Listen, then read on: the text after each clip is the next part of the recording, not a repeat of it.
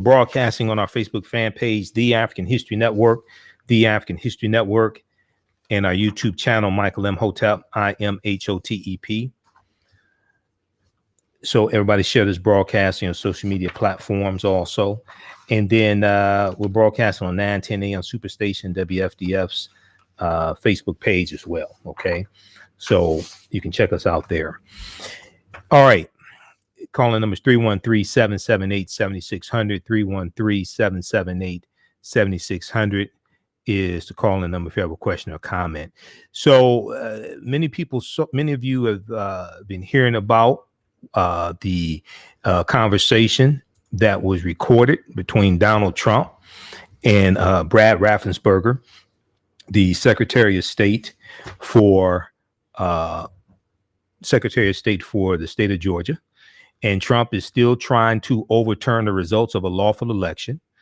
This is another reason why he is totally unfit to be president. January 20th, 2021 cannot come soon enough.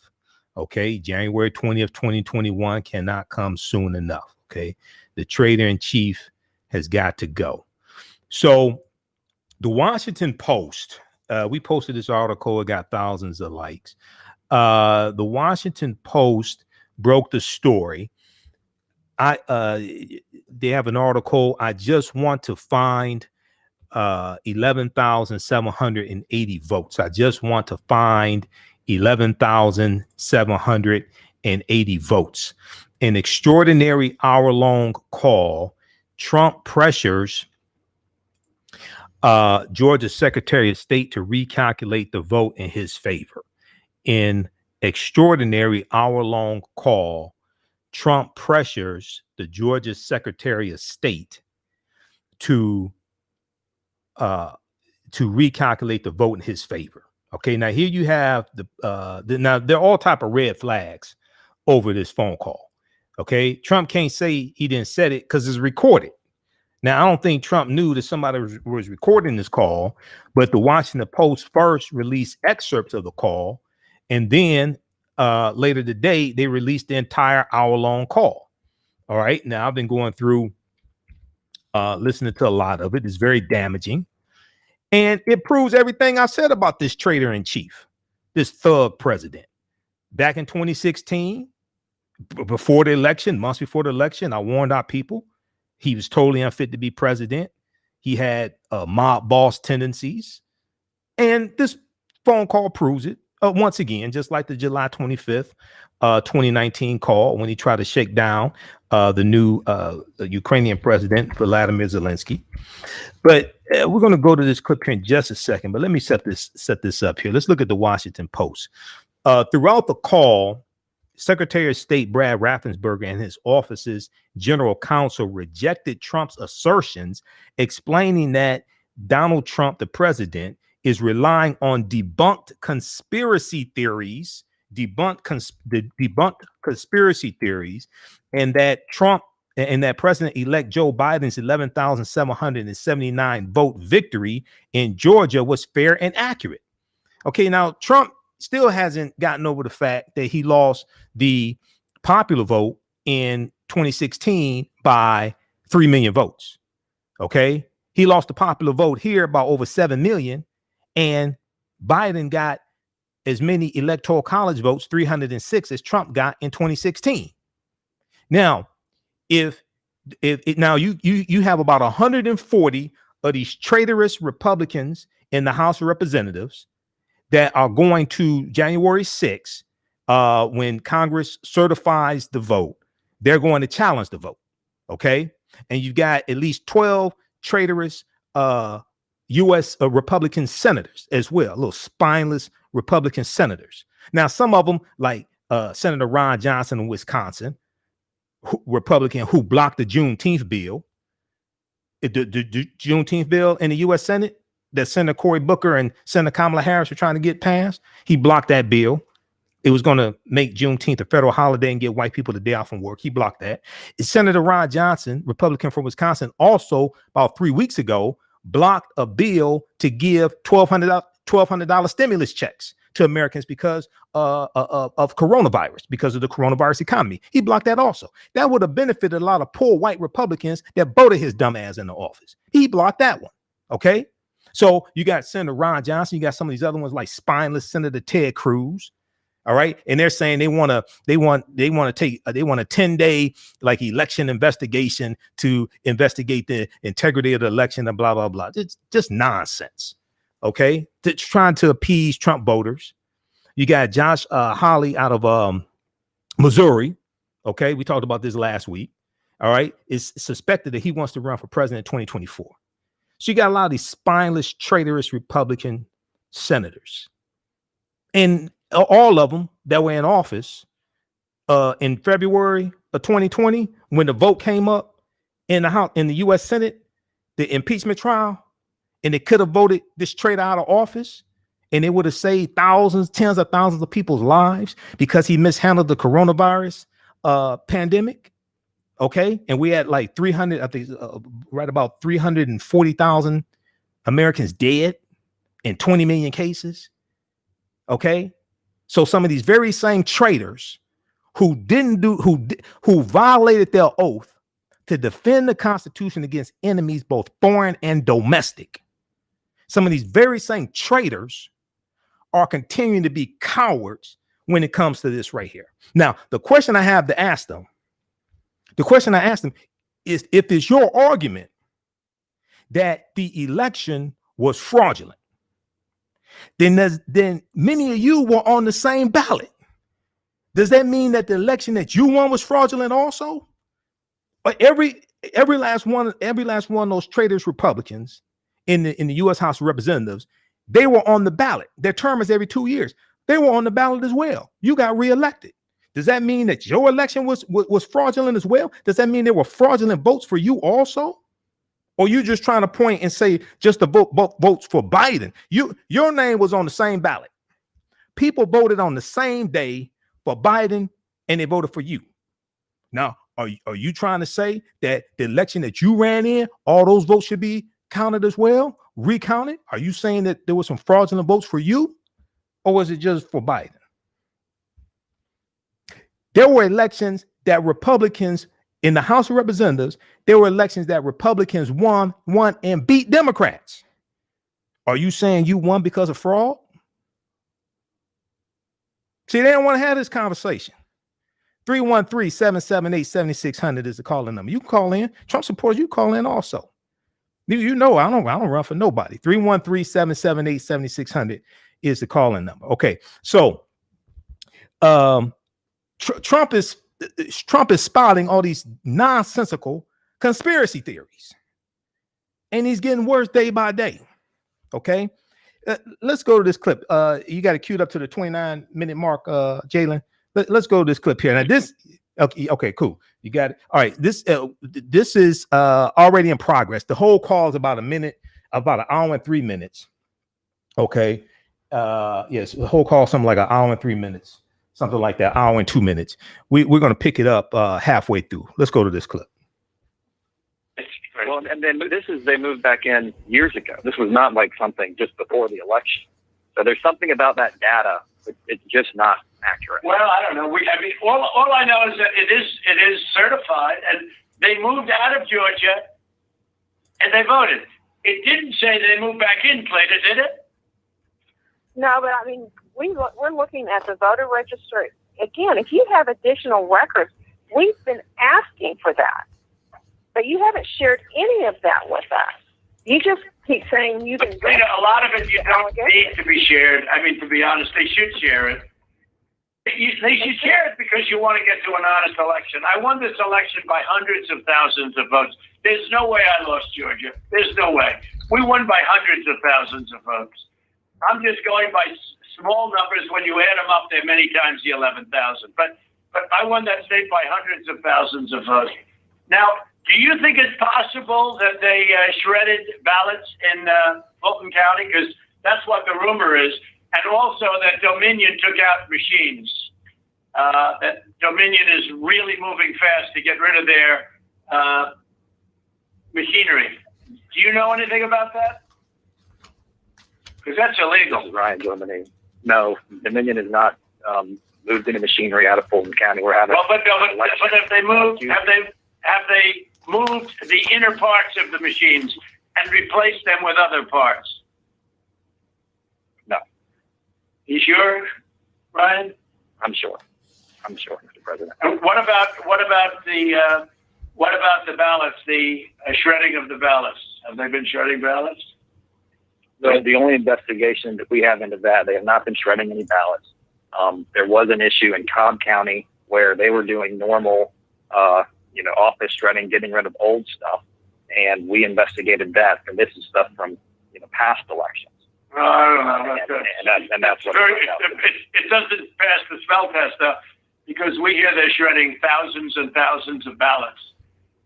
And now what they're saying, we're just cleaning up the office. Hey, pause it right there, Jalen. Pause it right there, Jalen. We're gonna just back it up about 20 seconds, okay? And I'm gonna pick it up there in just a second. Okay, so Trump he's on the phone with the Secretary of State of Georgia, and Secretary of State of Georgia Brad Raffensperger has his legal counsel there. Smart move, because you're dealing with a criminal. Smart move. And whoever recorded this, we need to buy them lunch or something. Take up a collection donation for them to set up a GoFundMe. Whoever recorded this and released it is a hero, because this traitor got busted. Now he's talking about Dominion. They're the manufacturer of some of these voting machines, right? Okay, so let me ask the question: if you're arguing that Dominion is doing all this with the voting machines, right, and all this stuff is illegal, underhanded stuff with the voting machines, right? The same Dominion voting machines were used to vote Republicans in the office. Is it your argument that those elections are fraudulent also? The same voting machines voted Republicans in the office in the House of Representatives and the U.S. Senate. Let's look at this article here from lawandcrime.com. Lawandcrime.com. Dominion attorneys send brutal letter to Trump campaign's so-called star witness Melissa Carone. So you remember Melissa Carone? It was the hearing in Michigan, the state hearing in the state of Michigan. She's sitting there sounding like she's drunk. They did a whole Saturday Night Live skit about this, right? Attorneys representing Dominion voting systems this week. Now this is from right about December 26, 2020. Okay, a few days ago. Attorneys representing Dominion voting systems this week, warning of imminent litigation, demanded that an array of President Donald Trump's allies cease and desist from making false and defamatory claims that the company somehow, quote, rigged or improperly influenced, end quote, the 2020 presidential election. The list of individuals and entities sent such letters was long, but perhaps no letter was as scathing as the one sent to Melissa Carone, the former Dominion contractor and self-proclaimed whistleblower, whose testimony before Michigan lawmakers went viral in early December. Dominion, which supplied hardware and software for voting machines across the country, didn't pull any punches in calling out Carone for engaging in a, quote, smear campaign against the company, saying her claims about fraud were, quote unquote, outlandish and baseless. Now, they also sent letters to Fox News and Newsmax. We talked about this last week before the holidays. Fox News and Newsmax had to broadcast information walking back these false claims that some of their hosts and personalities were making, because they know they were lying. And I said this, I'm trying to find an exact article. We've got about 50 articles here, but you can Google this. They know they were lying. If the facts are on your side, if the hosts were telling the truth, they wouldn't have to backtrack from what they were saying. If the facts are on your side, they know they were lying. Fox doesn't want to get hit with a lawsuit. Newsmax doesn't want to get hit with a lawsuit. So they had to put out retractions. Obviously, Donald Trump can't read. Donald Trump is spouting a lot of these nonsensical conspiracy theories. He's talking to the Secretary of the State of Georgia. But let me ask you a question. Trump acts like coronavirus don't exist right now. This is what he's spending his time on. He acts like coronavirus doesn't exist right now. You got a problem for those that want the vaccines. You got a problem with actually getting the vaccines, going to the look at the vaccinations. At the end of the year, end of 2020, it's supposed to be 20 million vaccinations. It was a little more than 2 million because you're dealing with incompetence. You're dealing with incompetence with this administration once again. And there's a problem with actually, once it gets to the states, actually getting it disseminated and getting the people properly vaccinated. They don't have a national plan to deal with coronavirus. Trump is continuing to try to overturn the results of a lawful election. Okay. All right. Now, how's everybody doing? 313-778-7600 is the call-in number. If you have a question or comment, 313-778-7600 is the call-in number. If you have a question or comment. Also, if you'd like this type of information, you can donate to the African History Network, $ the AHN Show through Cash App, $ the AHN Show through Cash App. Also through PayPal, paypal.me/the AHN Show, paypal.me/the AHN Show. We're going to go to the phone lines very quickly. Then we're going to go back to this clip. Let's go to John line. Okay, I was just coming to John. John, call back in. I was just coming to you. Let's go to Beverly. Beverly, line 2. Beverly, welcome to the African History Network show. Thanks for holding. Tell us where you're calling from. Thank you, sir. I'm calling from Detroit. From Detroit. I really appreciate your scenario here that you laid out. And it's so interesting that Trump, even though he's been notified to cease putting the union in his mouth, again, he's caught on tape yesterday saying that they were part of this scheme. And so now, with Trump, I'm not sure if I know it went to allies of Trump to cease and desist. Right. I don't know if they sent one directly to Trump. I don't know that. Say that again. Attorney Mitchell, right? His Attorney Mitchell was part of that notification, so she was on that. Which attorney? Cedar Mitchell. Okay, yeah, but yeah. So attorneys representing Dominion Voting Systems this week, warning of imminent litigation, demanded that an array of President Donald Trump's allies cease and desist from making false and defamatory claims. So I know they went to allies of Trump. I don't know if it was something specifically addressed to him. I don't know, but go ahead with your point though. Yeah, and so that was my point. But coming back to Wayne County, where he tried to make the false allegation, and you spoke of the Wayne County, Michigan. Right, and so I ran for office in the 2020 primary, and because of my high numbers of success, a lot of my supporters wanted me to be a write-in candidate for the November election. Okay, but I did not want to take the risk of anything happening to cause Trump to think that he could win out of Detroit, and so I sacrificed that opportunity for the sake of getting Trump out of office. That he has to go. But there's a lot of disparities in our system locally, but they need to be worked on, true enough. But it was not enough to say that the votes in Detroit should not have been properly counted. Well, the disparities or irregularities, the majority of those were clerical errors. Like in Detroit, it was like about 400. It's about 400 ballots out of balance, but that's out of 255,000 votes out of Detroit. Correct. And so I didn't want to take a chance of being a write-in candidate. I had 105,000 votes, but I didn't want to risk that. Right. For the sake of myself personally. But certainly we have to stand together. Trump's days are numbered, and we are glad about it. Right. Okay. All right. Look, thanks for calling. Okay. Keep listening. Thank you. All right. Okay. All right. Let's go back to that clip, Jalen. We're going to go back to that clip once again. This is the phone call from Saturday, January 2nd, 2021. I don't think Trump knew he was being recorded. And this is between Donald Trump and Georgia's Secretary of State, Brad Raffensperger. And Trump tells Raffensperger that they need to find 11,780 votes. Trump wants the Georgia Secretary of State to go find some votes. Trump acts like a vote pimp, sending his prostitute out on the corner to make his money. Go get my votes. quote, I just want to find 11,780 votes. Also, in that conversation, he said some very disparaging things about Stacey Abrams, because Stacey Abrams really did the work with her organization. She really did the work to really turn out the vote, the Democratic vote, African-American vote in favor of Donald Trump. And I think is also going to, she's also going to do it for Warnock as well as Ossoff. And Trump is really upset about that. Let's go back to this clip.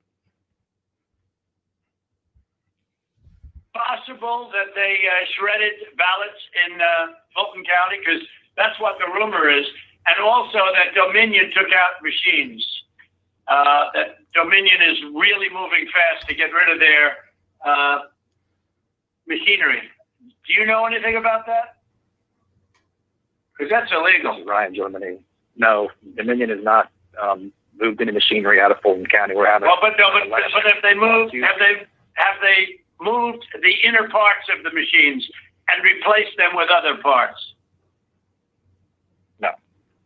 You sure, Ryan? I'm sure, Mr. President. And what about the ballots? The shredding of the ballots. Have they been shredding ballots? No, the only investigation that we have into that, they have not been shredding any ballots. There was an issue in Cobb County where they were doing normal, office shredding, getting rid of old stuff, and we investigated that. And this is stuff from, past elections. I don't know.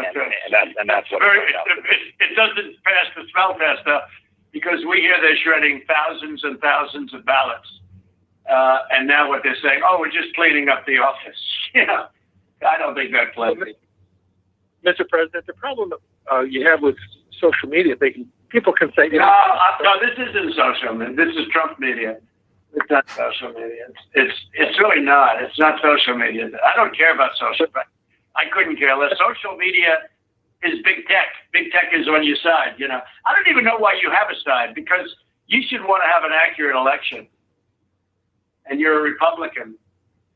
We believe that we do have an accurate election. No, you don't. No, you don't. You don't have. Not even close. You're off by hundreds of thousands of votes, and just on the small numbers, you're off on these numbers. And these numbers can't be judged. Well, why won't? Okay, so you send us into Cobb County for signature verification, right? You send us into Cobb County, which we didn't want to go into, and you said it would be open to the public, and we could have so we had our experts there. They weren't allowed into the room. But we didn't want Cobb County. We wanted Fulton County, and you wouldn't give it to us. Now, why aren't we doing signature, and why can't it be open to the public, and why can't we have professionals do it instead of rank amateurs that will never find anything and don't want to find anything? They don't want to find, they don't want to find anything. Someday you'll tell me the reason why, because I don't understand your reasoning, but someday you'll tell me the reason why. But why don't you want to find it? Cobb County. Why don't you want to find it? What?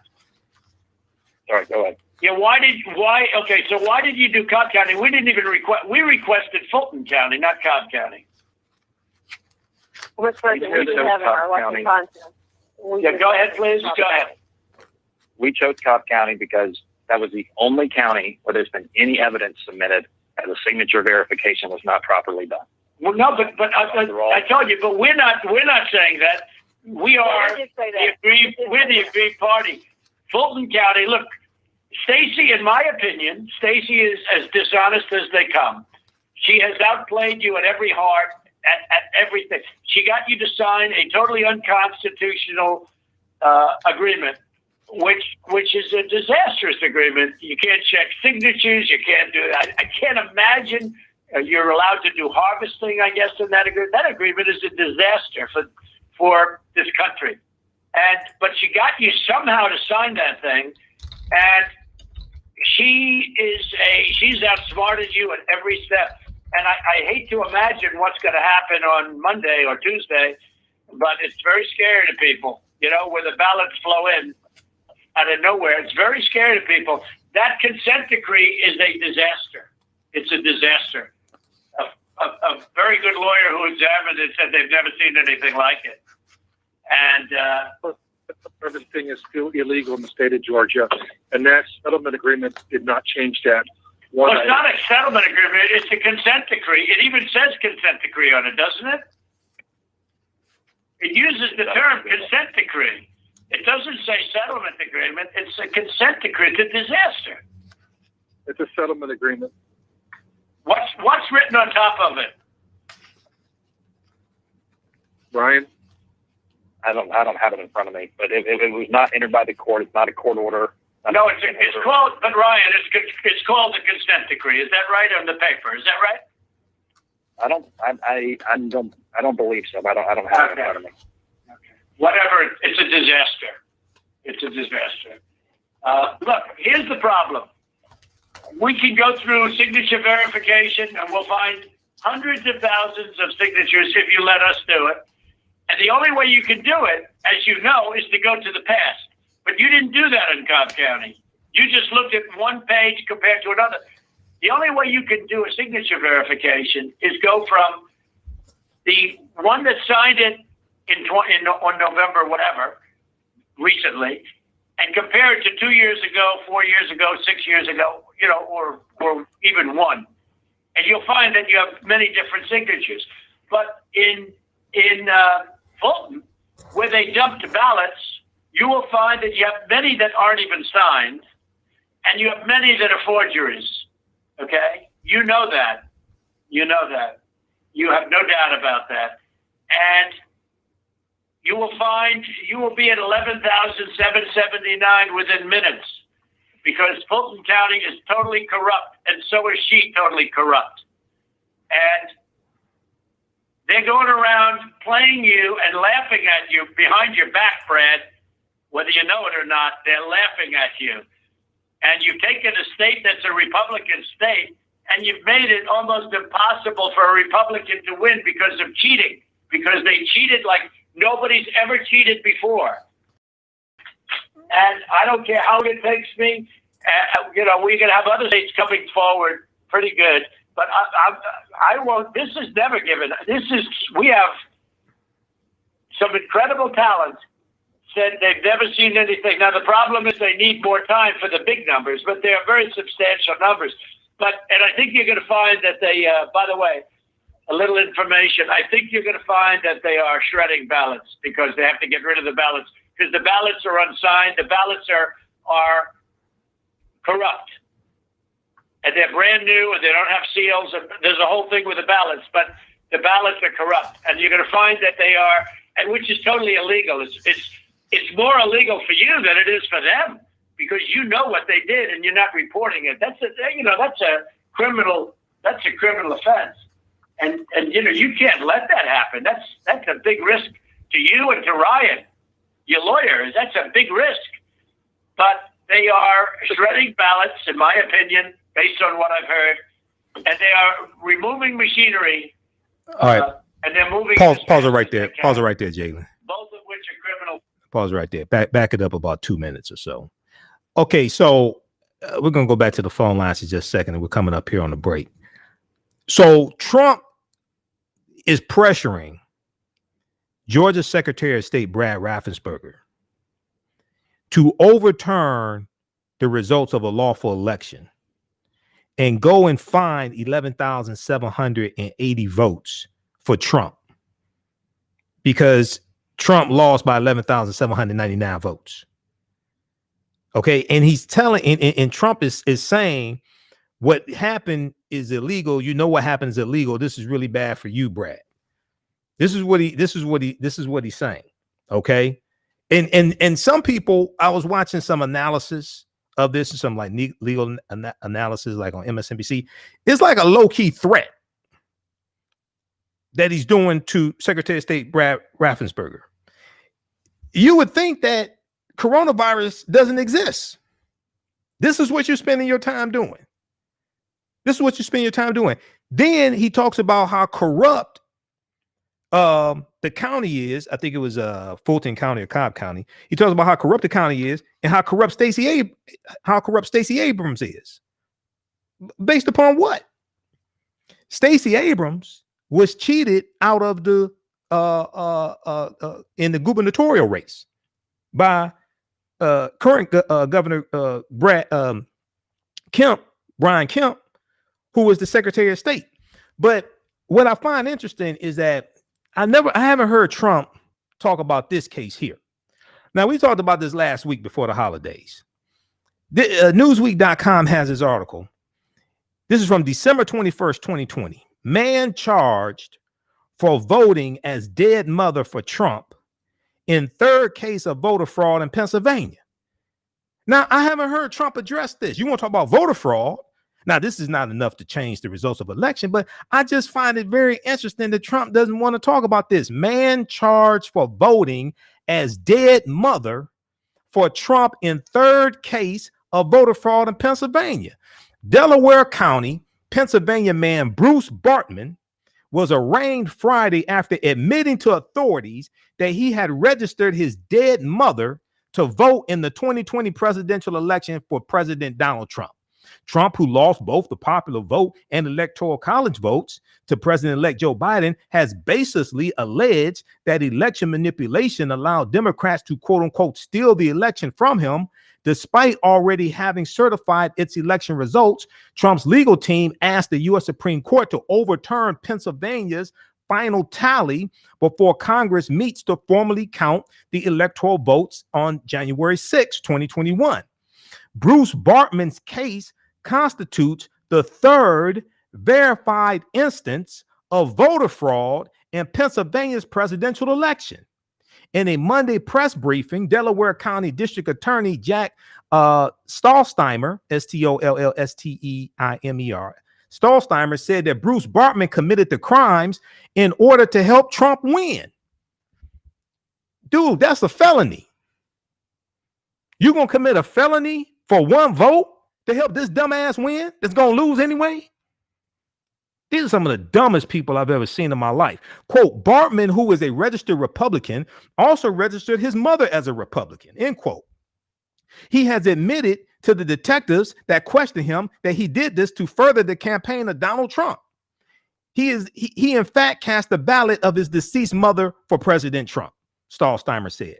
Now, Bruce Bartman used Pennsylvania's online voter registration website to register his deceased mother and mother-in-law as Republicans, to register his deceased mother and mother-in-law as Republicans.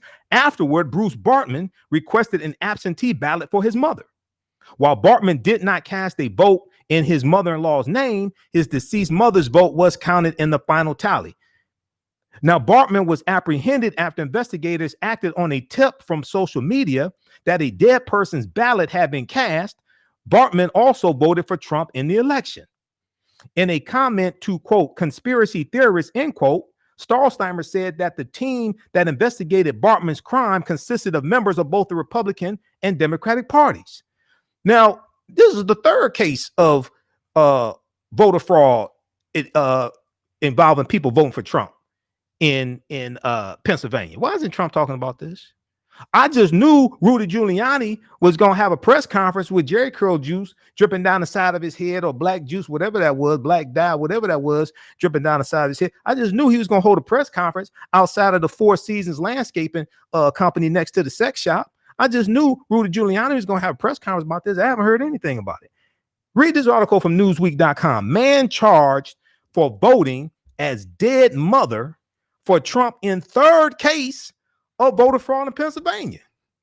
That's what Trump should be asking for, another recount, because they're gonna find some fraud and votes for you.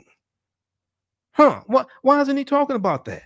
Now just keep in mind, between Trump and Biden, only one of them told their voters to vote twice, and that was Trump. Remember in North Carolina? Trump's the only one that told his voters to vote twice. All right. Okay, we're coming up on the break. We'll go to the phone lines on the other side of the break. Hey, if you like this type of information, also you can donate to the African History Network. $ the AHN Show through Cash App. $ the AHN Show through Cash App. Also through PayPal, paypal.me/the AHN Show. And at our website, AfricanHistoryNetwork.com. Click on the yellow donate button there. This helps us because we're here 6 days a week, Monday Friday, 11 p.m. to 12 midnight Eastern Standard Time. Sundays, 9 p.m. to 11 p.m. Eastern Standard Time. For 4 years, we were doing Sundays. We're here on 9:10 a.m. the Superstation WFDF here in Detroit. As of October 12, 2020, we're on 6 nights a week. So this helps us keep doing the research, stay on the air, pay for all this printer paper and ink. Okay, keep broadcasting, all right? We'll be back in a few minutes. This is the African History Network show right here at 9:10 a.m. Superstation and Future Radio. I'm Michael Imhotep. We'll be back in a few minutes. Stand by, everybody.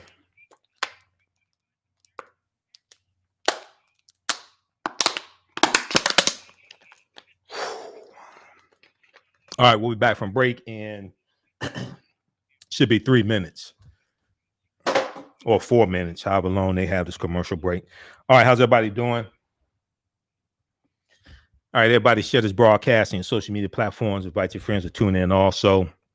We got Vicky, Raphael, Francis, Jamaican, Deandra. How's everybody doing? Happy New Year to everybody. We made it. We made it to 2021. Some of this fraganackle bull came into the new year with us. But we're going to get rid of this nonsense. All right. Okay, everybody share this broadcasting and social media platforms.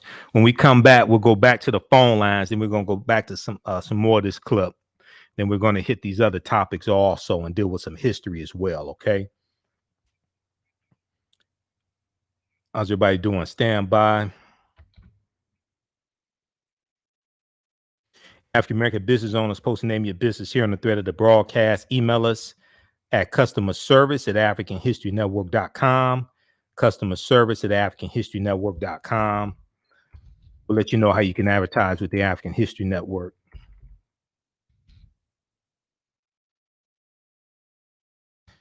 All right, we're back from break in 2 minutes. Hey, we got Gwen. Happy New Year, Gwen. We got Deandra. We got Anita Kent in Detroit. How you doing, Anita? Happy New Year, everybody. African American History Month is coming up. And we have a 15 DVD bundle pack of 15 of my lectures right on time for African American History Month. One of them I deal with the whole history of Black History Month, African American History Month, etc. We got lectures dealing with ancient Egypt, ancient Kemet, the Moors, everything. Check out that bundle pack. We just posted the link here. The Michael Imhotep Black History Month 15 DVD bundle pack. That's on sale right now at AfricanHistoryNetwork.com. Stand by. We'll be back from commercial break in 1 minute here. Also, I'm gonna talk about the history of why there are runoff elections in Georgia for the U.S. Senate. Why do runoff elections exist? Georgia Senate runoff.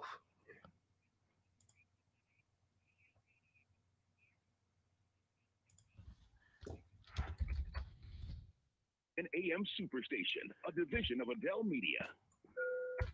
Welcome back to the African History Network show right here on 9:10 a.m. the Superstation of Future Radio. I'm your host, Brother Michael Imhotep.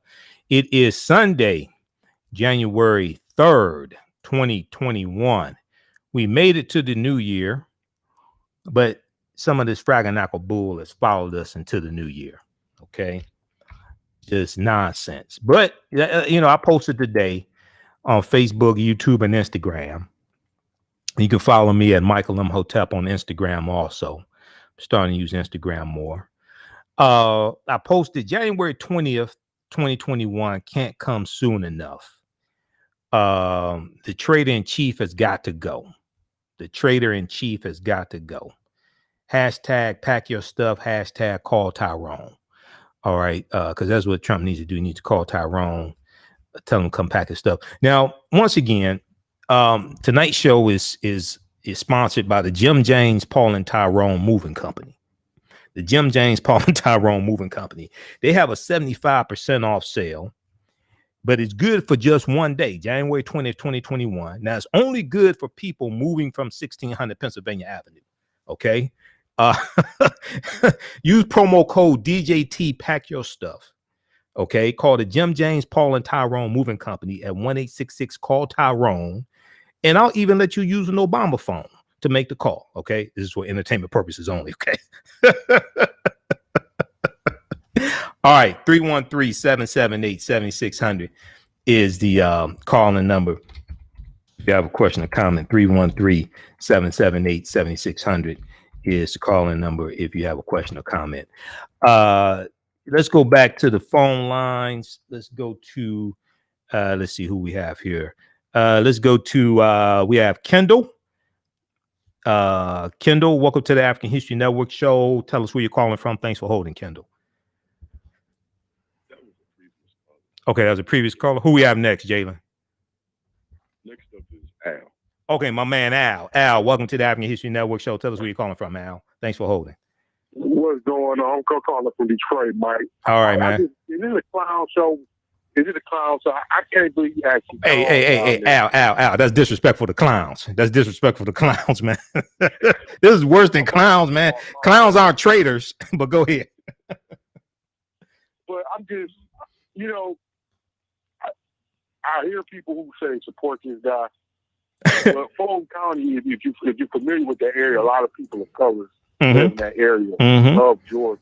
Yep. And he doesn't say it, but he insinuates certain stuff.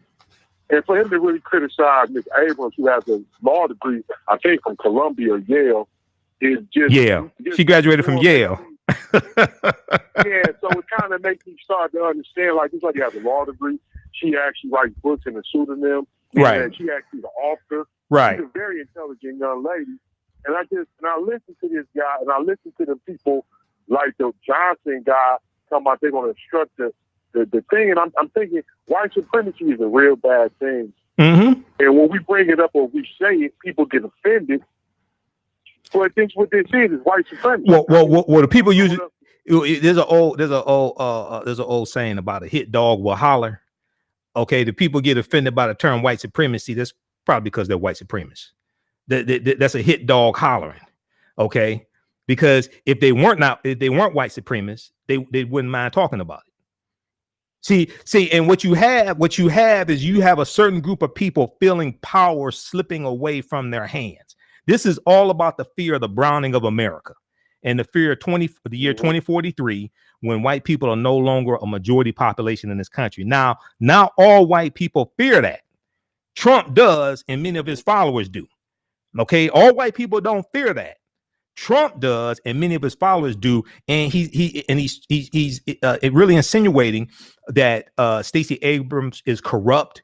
And when you go look at this, you see that African Americans in Georgia, especially Atlanta, Fulton County, things like this, they really turned out to vote Trump out of office. Okay, this was after. This was. I keep on trying to tell people. Right. This was. I keep telling people, like you said it numerous times. This guy does not govern. Right. But in the pandemic, we got record numbers of people dying, and this guy's still worrying about an election that took 2 months ago. Right. But here's the thing: Trump tried to win the African American vote with this platinum plan that I call the fool's gold plan. Because if you actually read it, you know it's fool's gold. You know it's stupid. It's ridiculous. Because his platinum plan, and I'm somebody that actually follows politics daily. Okay, his platinum plan largely contradicts what he's been doing the previous 3.5-4 years. But then when he couldn't, hold on just a second, Al. Then when he couldn't con African Americans to voting for him, then he tried to undermine the African American vote in Pennsylvania, in Detroit, Philadelphia, Pittsburgh, Detroit, Atlanta, Milwaukee, when he couldn't win the African American vote by lying to us with this fake platinum plan, the fool's gold plan. Then he tried to undermine and overturn and discredit the African American vote. Go ahead, and then we got to get these other callers. Well, I just want to hear it like this, Mike. You can't disrespect somebody and then expect them to vote. And I always tell everybody, last time he ran the vote, first time he told African Americans, "Thank you for not voting." Guess what African Americans did in return this go around? They voted his behind out. And I love that, Mike. All right, Al. All right, thanks. Happy New Year. All right.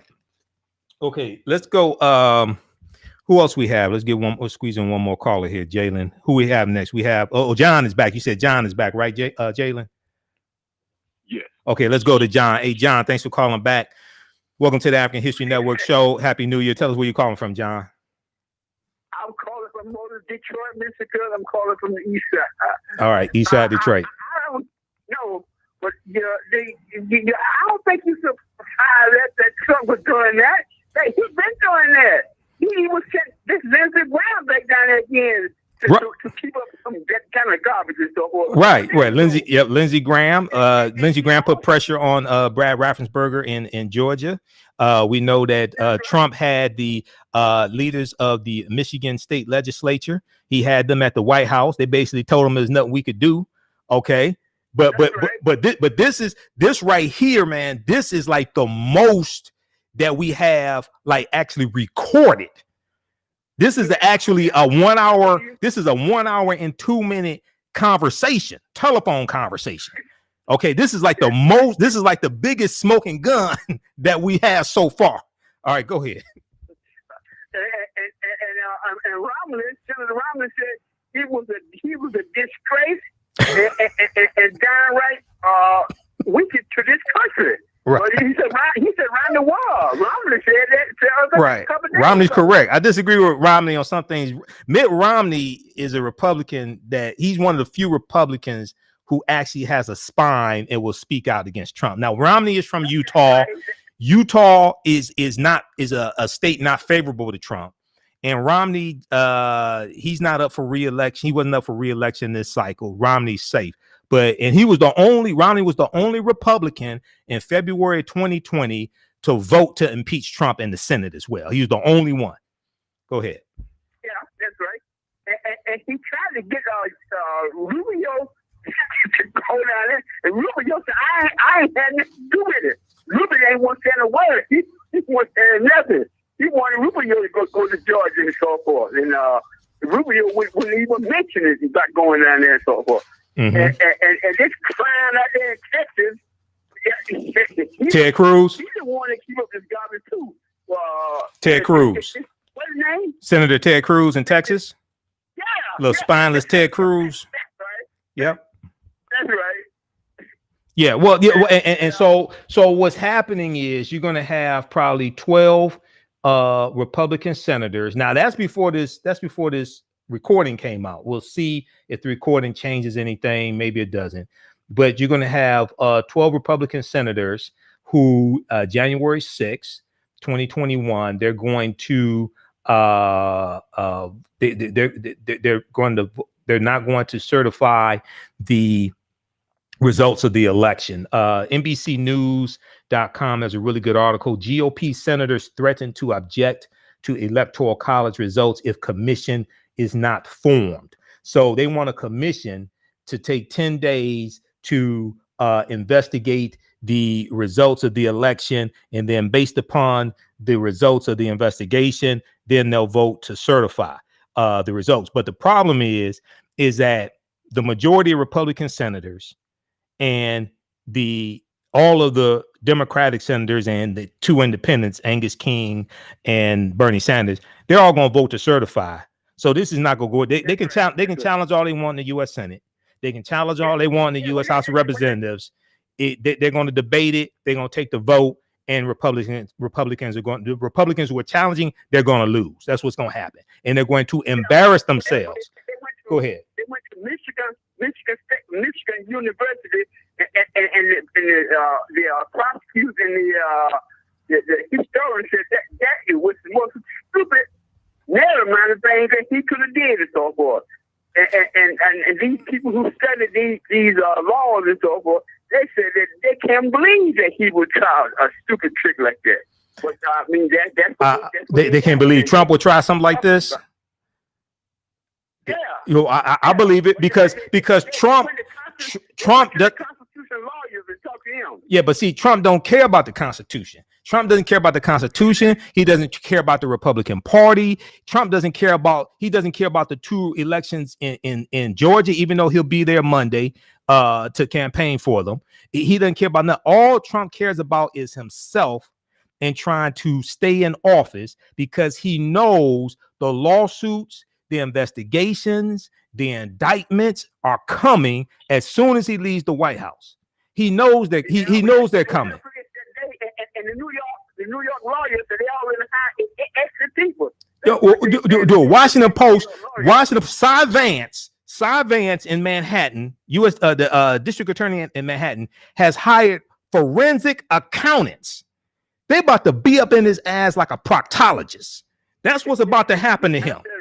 That's what's about to happen to him. The Washington Post report on this. They've hired forensic accountants. You don't hire forensic accountants if you don't think there's nothing there.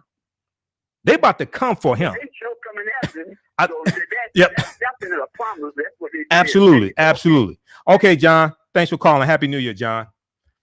I said this back in 2017, beginning of 2017. The worst thing Donald Trump ever did was run for president.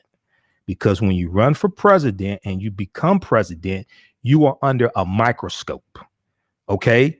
The house of cards is about to come tumbling down. And it's going to come tumbling down on this fraudulent, traitorous president who I call the first Russian president of the United States. They about to come. Letitia James in New York, Attorney General, they about to come. It's coming from all directions. He's going to wish he never ran for president. Okay. All this stuff's about to come out. Once he leaves office, all this stuff's about to come out. He knows it. That's why he's working tooth and nail to try to stay in office and overturn the results of a lawful election. This is how big of a criminal he is. This is why I said before, elections have consequences. If you go back and listen to my broadcast in 2016, I was doing nationally syndicated radio 5 days a week. I was doing the Michael Imhotep show 5 days a week on the Empowerment Radio Network. I was doing the African History Network show here on 910 a.m. the Superstation, WFDF in Detroit on Sundays. I was guest hosting for Roland Martin on his nationally syndicated radio show because we were on the same network. I was warning our people day after day because I'd done the research on this criminal. I was warning our people day after day. I said, this dude does not have, when you have that type of power, you can't be deranged. With great power comes great responsibility. He doesn't have any responsibility. He don't care about the Constitution. He don't even care about poor white people that voted for him. Only thing he cares about is himself, period. Okay. So check out where are we on time? All right. We're going to go back to this clip for a few more minutes. Check out the article from the Washington Post and the one from NBC News. We'll post both links here for you to check out. I just want to find 11,780 votes. I just want to find 11,780 votes. An extraordinary hour-long call. Trump pressures Georgia's Secretary of State to recalculate the vote in his favor. Now, you have the two Georgia Senate runoff elections, Tuesday, January 5th. I think this call, if any African Americans were sitting on the fence, like, I don't know if I should vote or not, this right here, this is a slap in the face to them. And then he's insinuating that Fulton County is corrupt because he lost the county. He's insinuating that the Stacey Abrams is corrupt and all things like this, right? I just find it interesting. He doesn't want to talk about the people that voted for Trump twice. Just like Mr. Bartman, this genius here, Bruce Bartman in Pennsylvania, Delaware County, who registered his dead mother to vote for Trump. I just find it interesting. Trump don't want to talk about nothing like that. Okay, let's go back to this clip here. Let's go back to this phone call that I don't think Trump knew he was being recorded. Okay, let's go back to this clip, Jalen. You just looked at one page compared to another. The only way you can do a signature verification is go from the one that signed it on November, whatever, recently, and compare it to 2 years ago, 4 years ago, 6 years ago, or even one. And you'll find that you have many different signatures. But in Fulton, where they dumped the ballots, you will find that you have many that aren't even signed, and you have many that are forgeries. Okay? You know that. You know that. You have no doubt about that. And you will find you will be at 11,779 within minutes, because Fulton County is totally corrupt, and so is she totally corrupt. And they're going around playing you and laughing at you behind your back, Brad. Whether you know it or not, they're laughing at you. And you've taken a state that's a Republican state, and you've made it almost impossible for a Republican to win because of cheating, because they cheated like nobody's ever cheated before. And I don't care how long it takes me. We're going to have other states coming forward pretty good. But I won't. This is never given. We have some incredible talent. Said they've never seen anything. Now, the problem is they need more time for the big numbers, but they are very substantial numbers. And I think you're going to find that they, by the way, a little information. I think you're going to find that they are shredding ballots because they have to get rid of the ballots because the ballots are unsigned. The ballots are corrupt. And they're brand new, and they don't have seals, and there's a whole thing with the ballots, but the ballots are corrupt. And you're going to find that they are, and which is totally illegal. It's more illegal for you than it is for them, because you know what they did and you're not reporting it. That's a criminal offense. And you can't let that happen. That's a big risk to you and to Ryan, your lawyers. That's a big risk. But they are shredding ballots, in my opinion, based on what I've heard, and they are removing machinery, and they're moving it as fast as they can, both of which are criminal fines, and you can't let it happen, and you are letting it happen. I'm notifying you that you're letting it happen.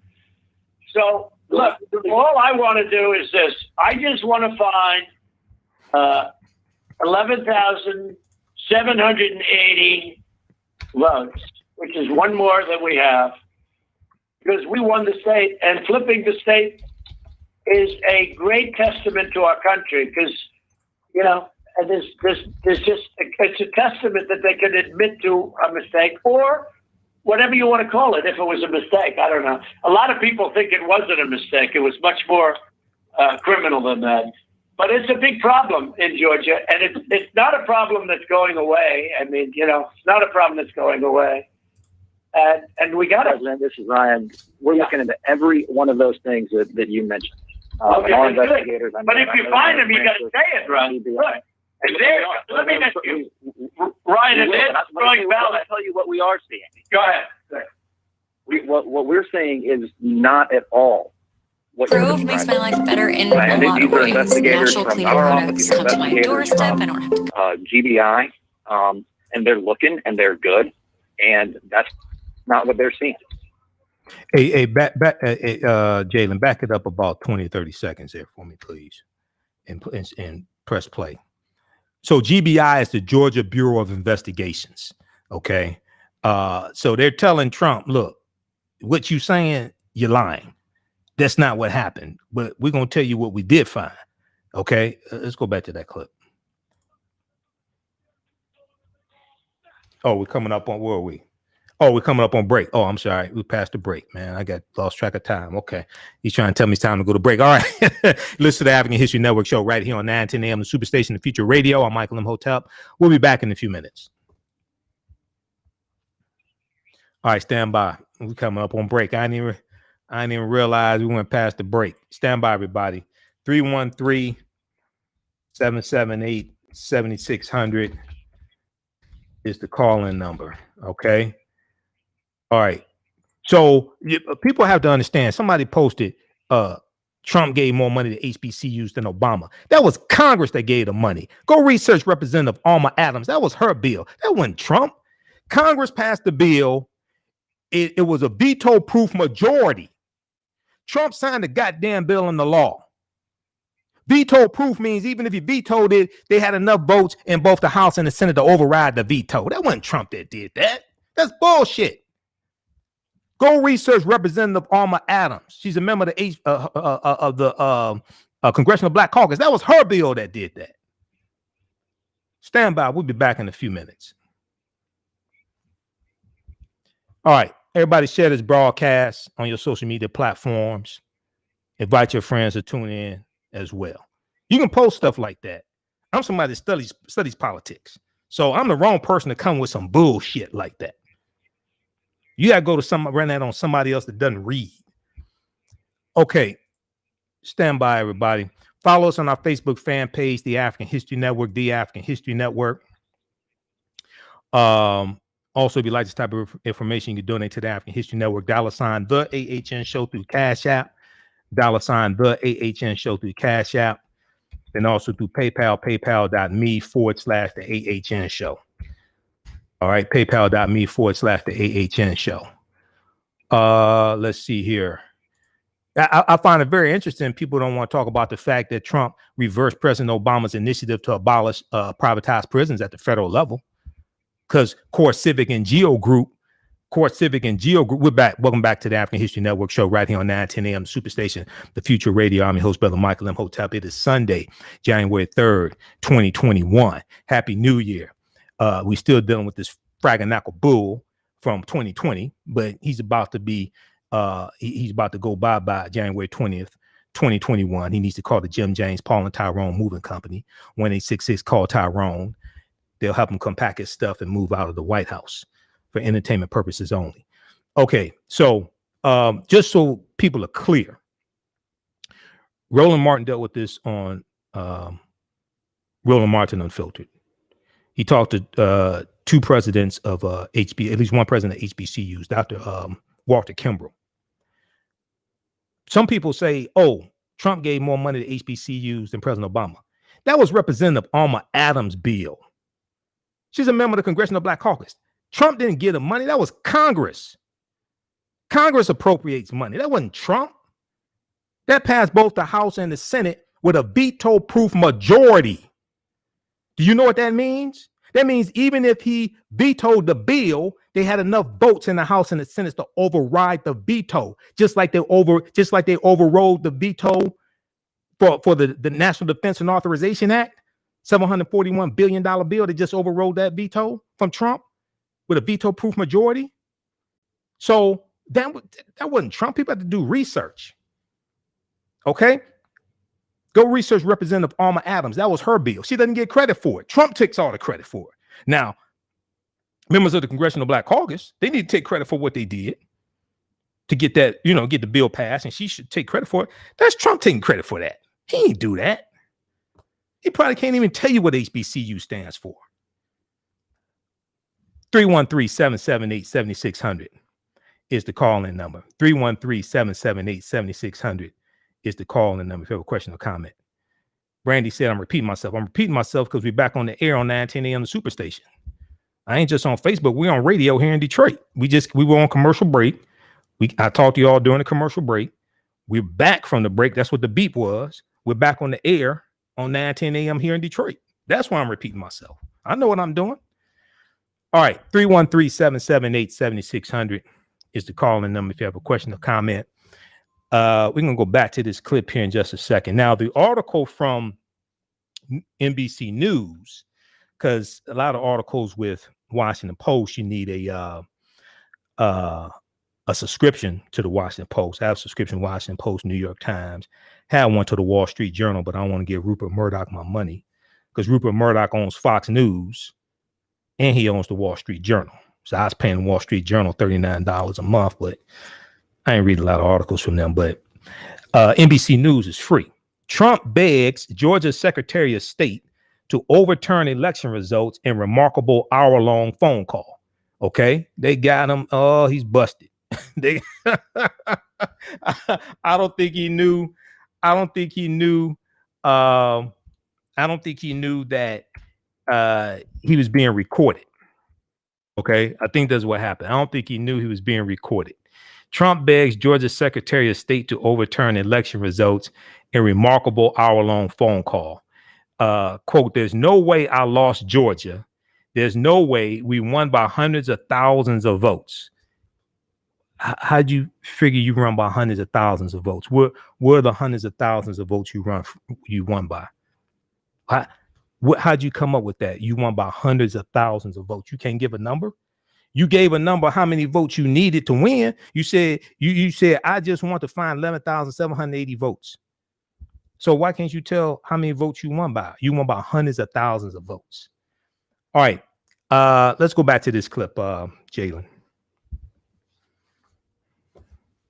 I don't care how long it takes me.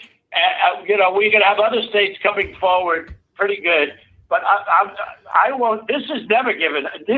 We have some incredible talent said they've never seen anything. Now, the problem is they need more time for the big numbers, but they are very substantial numbers. And I think you're going to find that they, by the way, a little information, I think you're going to find that they are shredding ballots because they have to get rid of the ballots because the ballots are unsigned. The ballots are corrupt. And they're brand new and they don't have seals. And there's a whole thing with the ballots, but the ballots are corrupt. And you're going to find that they are, and which is totally illegal. It's more illegal for you than it is for them because you know what they did and you're not reporting it. That's a criminal offense. And you can't let that happen. That's a big risk to you and to Ryan, your lawyers. That's a big risk. But they are shredding ballots, in my opinion, based on what I've heard, and they are removing machinery, and they're moving it as fast as they can, both of which are criminal fines, and you can't let it happen, and you are letting it happen. I'm notifying you that you're letting it happen. So, look, all I want to do is this. I just want to find 11,780 votes, which is one more than we have, because we won the state, and flipping the state is a great testament to our country because, and there's just, it's a testament that they can admit to a mistake or whatever you want to call it. If it was a mistake, I don't know. A lot of people think it wasn't a mistake. It was much more criminal than that. But it's a big problem in Georgia, and it's not a problem that's going away. I mean, it's not a problem that's going away.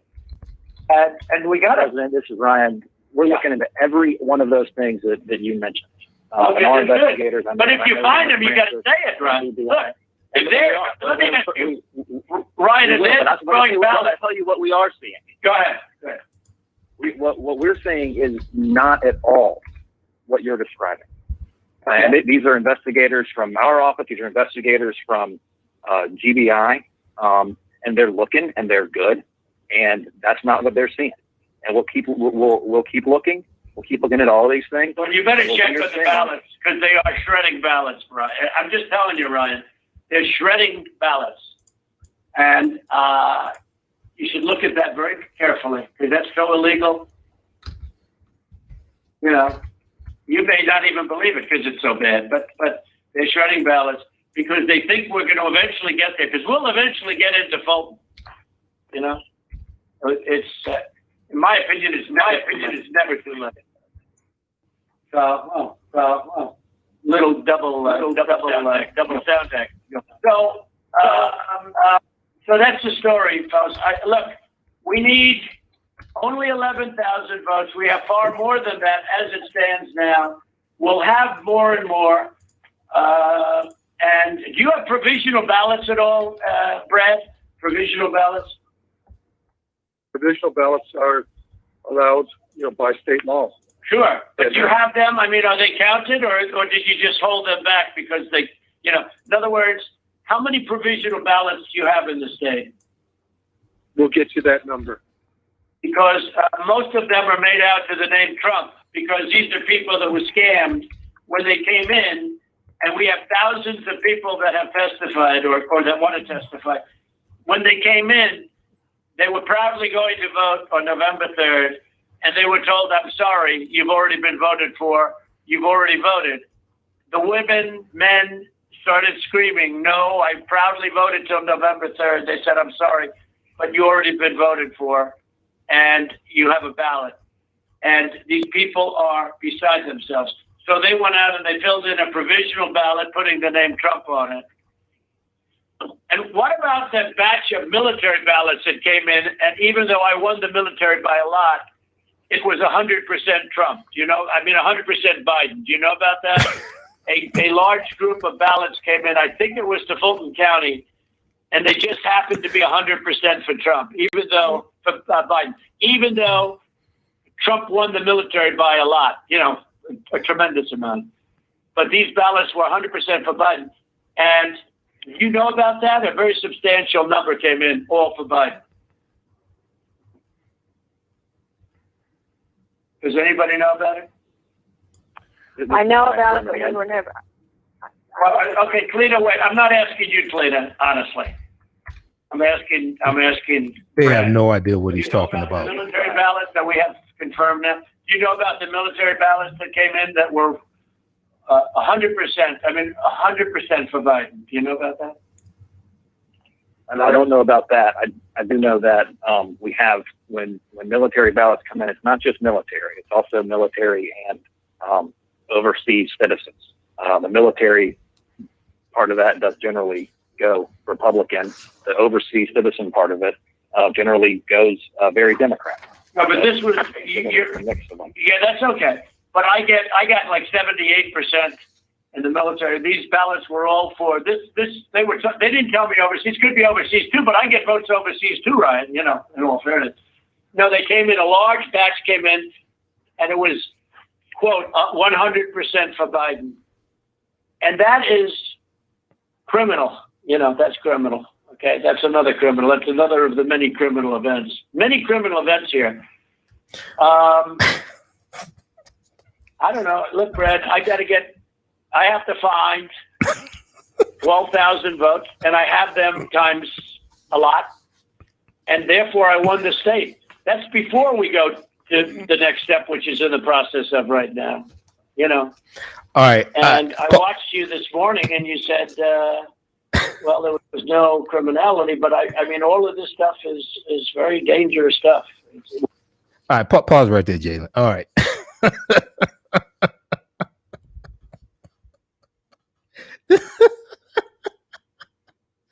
This the fool running the government. Wait a second. He's running around all these conspiracy theories. This the fool running the government. You got 20 million coronavirus cases, about 340,000 people dead, right? You trying to get vaccines. You're supposed to have 20 million people vaccinated by the end of December. It was a little more than 2.1 million.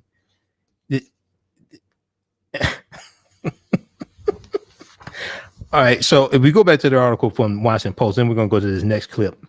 I want to deal with this next segment, dealing with the why there is a runoff election in Georgia. Okay. It's rooted in racism. Okay. We'll go to that in just a second. How's everybody doing? Everybody share this broadcasting and social media platforms. Invite your friends to tune in also. Okay. So, Trump said there's no way I lost Georgia. Yeah, you did lose Georgia. He doesn't want, he can't wrap his head around that concept. Several of Trump's allies were on the telephone as he spoke, including White House Chief of Staff Mark Meadows and conservative lawyer Cleta Mitchell. You heard him refer to her, a prominent GOP attorney whose involvement with Trump efforts had not been previously known. In a statement, Mitchell said Raffensperger, Secretary of State Raffensperger's office, quote, had made many statements over the past 2 months that are simply not correct, and everyone involved with the efforts on behalf of the presidential election challenge has said the same thing. Show us your records on which you rely to make these statements that our numbers are wrong, end quote. The White House, the Trump campaign, and Meadows did not respond to requests for comment at the time this article originally came out. It was last updated 7:12 p.m. Eastern Standard Time. Raffensperger's office declined to comment. Now on Sunday, January 3rd, because this conversation took place Saturday, January 2nd. Okay, 2021. We just found out about it on Sunday.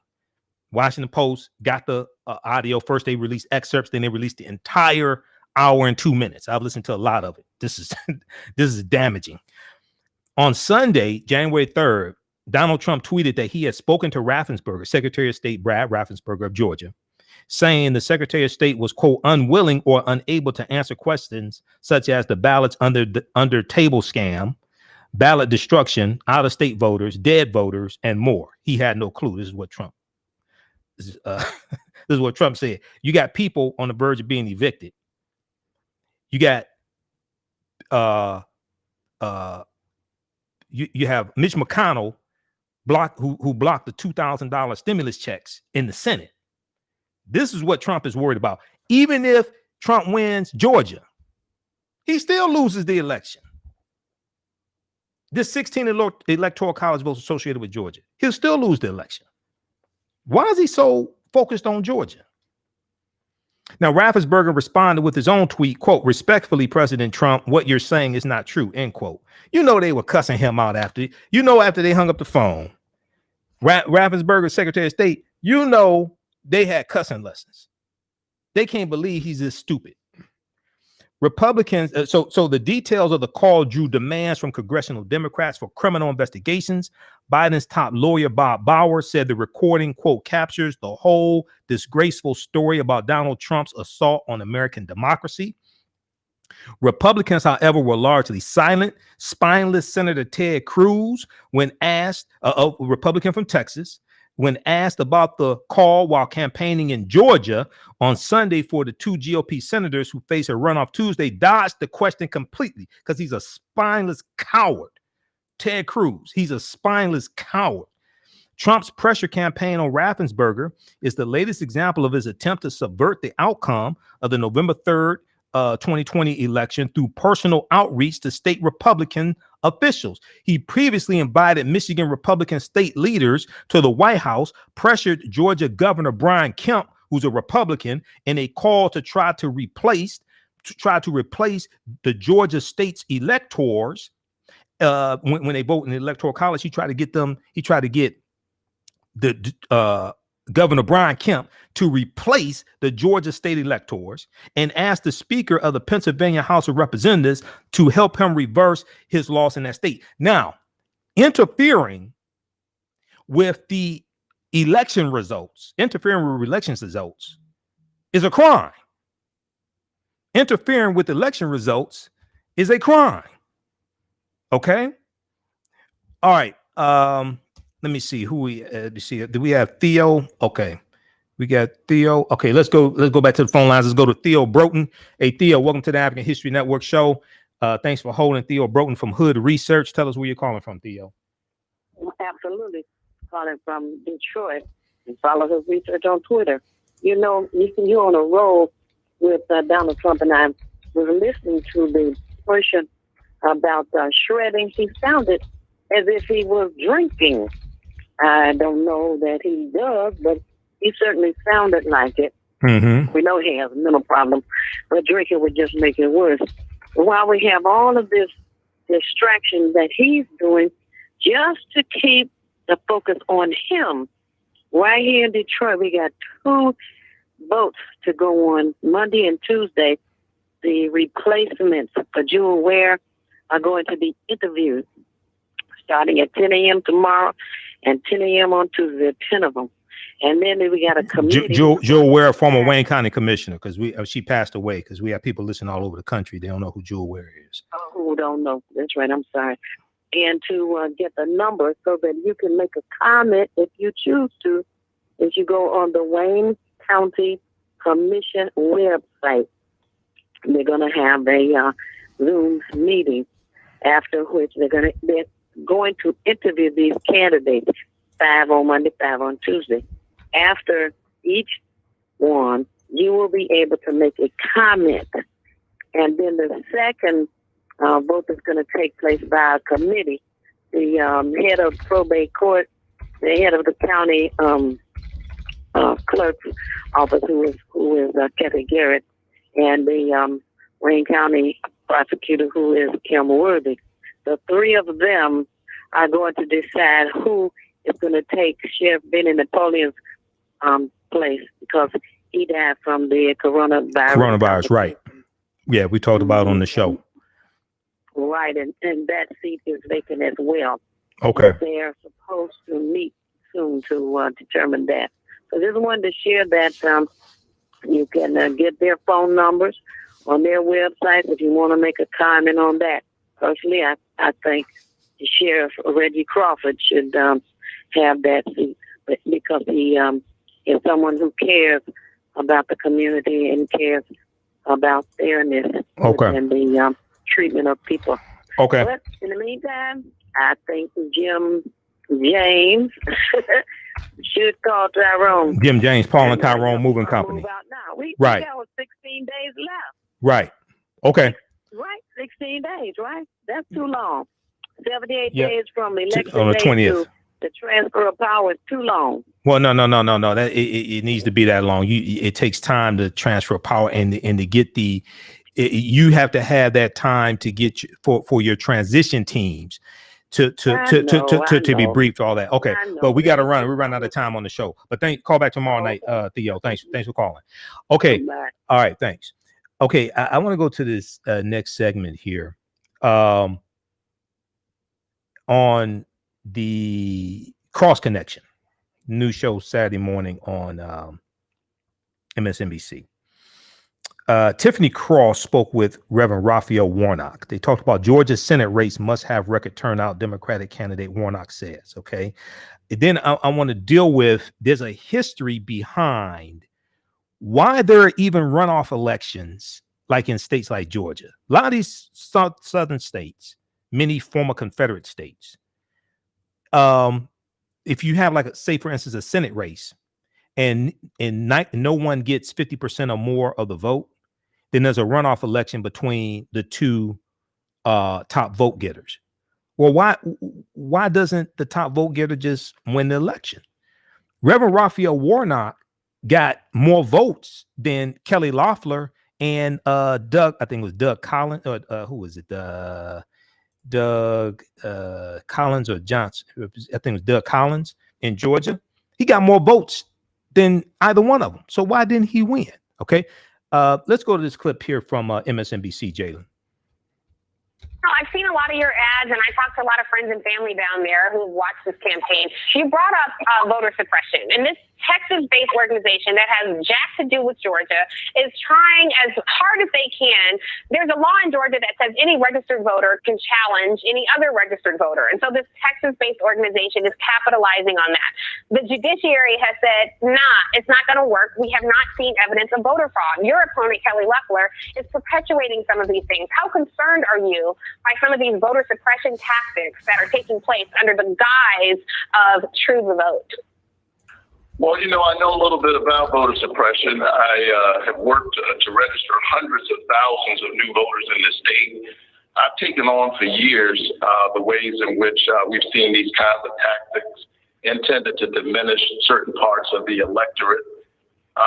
And the way to respond to this is to show up. And so I can't stress that enough. We need folks to show up on Tuesday. Part of the answer to rabid voter suppression is massive voter mobilization. And Kelly Loeffler ought to be ashamed. Here she is she's supposed to be representing the people of Georgia. She's busy trying to diminish their voice, trying to undermine the four most important words in a democracy. The people have spoken. And rather than standing with the people who are crying out for COVID relief, who could have used that $2,000 stimulus, rather than fighting for that, pushing Mitch McConnell to put it up for a vote, she is busy focused on herself, which is what she has done before she went to the Senate. She did that now that she's in the Senate. And the good news is that in our country, we have elections. She was appointed. The people are disappointed. The folk who sold her that seat don't own it. And I believe that come January 5th, the people of Georgia are coming to get their seat back. Well, we'll see. I do want to ask, you did bring up COVID, and I want to ask you about how COVID has impacted the Get Out the Vote efforts, your GOTV operation. Now, your colleague, John Ossoff, his running mate, David Perdue, is in isolation just days before the election. In Georgia, the Republican Governor Brian Kemp, you have a large coalition of anti-maskers and people who don't seem to believe in science. Meanwhile, you guys are pursuing ahead. However, has it hampered your election efforts at all? First of all, I pray that Senator Perdue is okay. And, this is a serious virus, and we ought to take it seriously. And it should not be a partisan issue. So we are continuing to move forward with our campaign, but we're doing it carefully.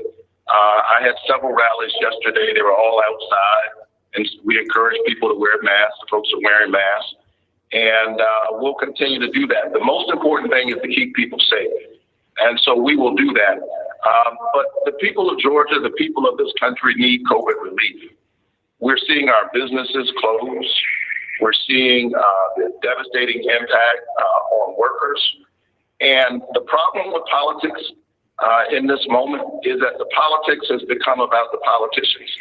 I mean, we have well over 340,000 Americans have perished. And you would think that with the urgency of this moment, we'd have a serious conversation going on in Washington about how to get the people aid and relief. But if you watch the debate this past week, it's all about the politicians, about who's up and who's down, who's in and who's out, who's winning and who's losing. Meanwhile, the people that I encounter every day as a pastor, they're losing every day. And every day that goes by, we continue to play these games, they suffer the more. And so this is why a pastor has decided to take the extraordinary step to run for the United States Senate. My whole career has been about service. I'm deeply honored that a kid who grew up in public housing in this great country of ours is running for the United States Senate against the wealthiest member of Congress. Only in America is my story possible. I'm running because that promise is slipping away from too many of our children, not just those who grow up in public housing projects like the one I grew up in, but in rural, disaffected communities all across this state. People are hurting. I'd be deeply honored if the people of Georgia would send me to the U.S. Senate to represent their interests. We need you to show up to vote Tuesday, January 5th. This is a defining moment.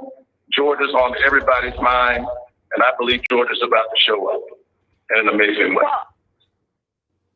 Okay, so that is from MSNBC, Cross Connection, Tiffany Cross, her new show. She's speaking with Reverend Raphael Warnock.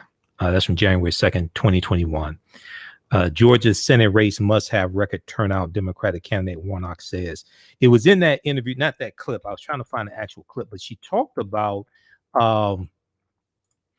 why there's a runoff, why Georgia is one of those states that require a runoff election. Now, just so we're going to post this clip here. Just so people know, I said that Reverend Raphael Warnock got more votes than anybody else. That's correct. It was 39. It was 32.9%. I think I said 39%. It was 32.9%. So the November 3rd, 2020 the November 3rd, 2020 election, the Senate race in Georgia, it was, and we're going to try to pull this up here on the screen share also. It was Reverend Raphael Warnock, Senator Kelly Loeffler, who was appointed by the governor. She didn't run previously. She was appointed by the governor. The seat was open, and she was appointed by the governor. And it was Doug Collins, okay, Representative Doug Collins, Republican.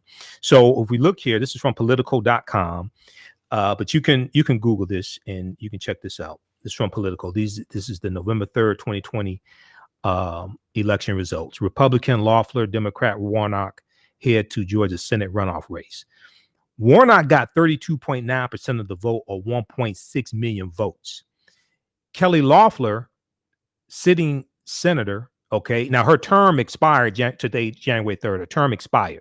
So David Perdue and Kelly Loeffler, their term both expired. So they're former senators now. Okay. Kelly Loeffler got 1,273,000 votes. She got 25.9% of the vote. Raphael Warnock got, Reverend Raphael Warnock got 1.6 million votes, 1,617,000.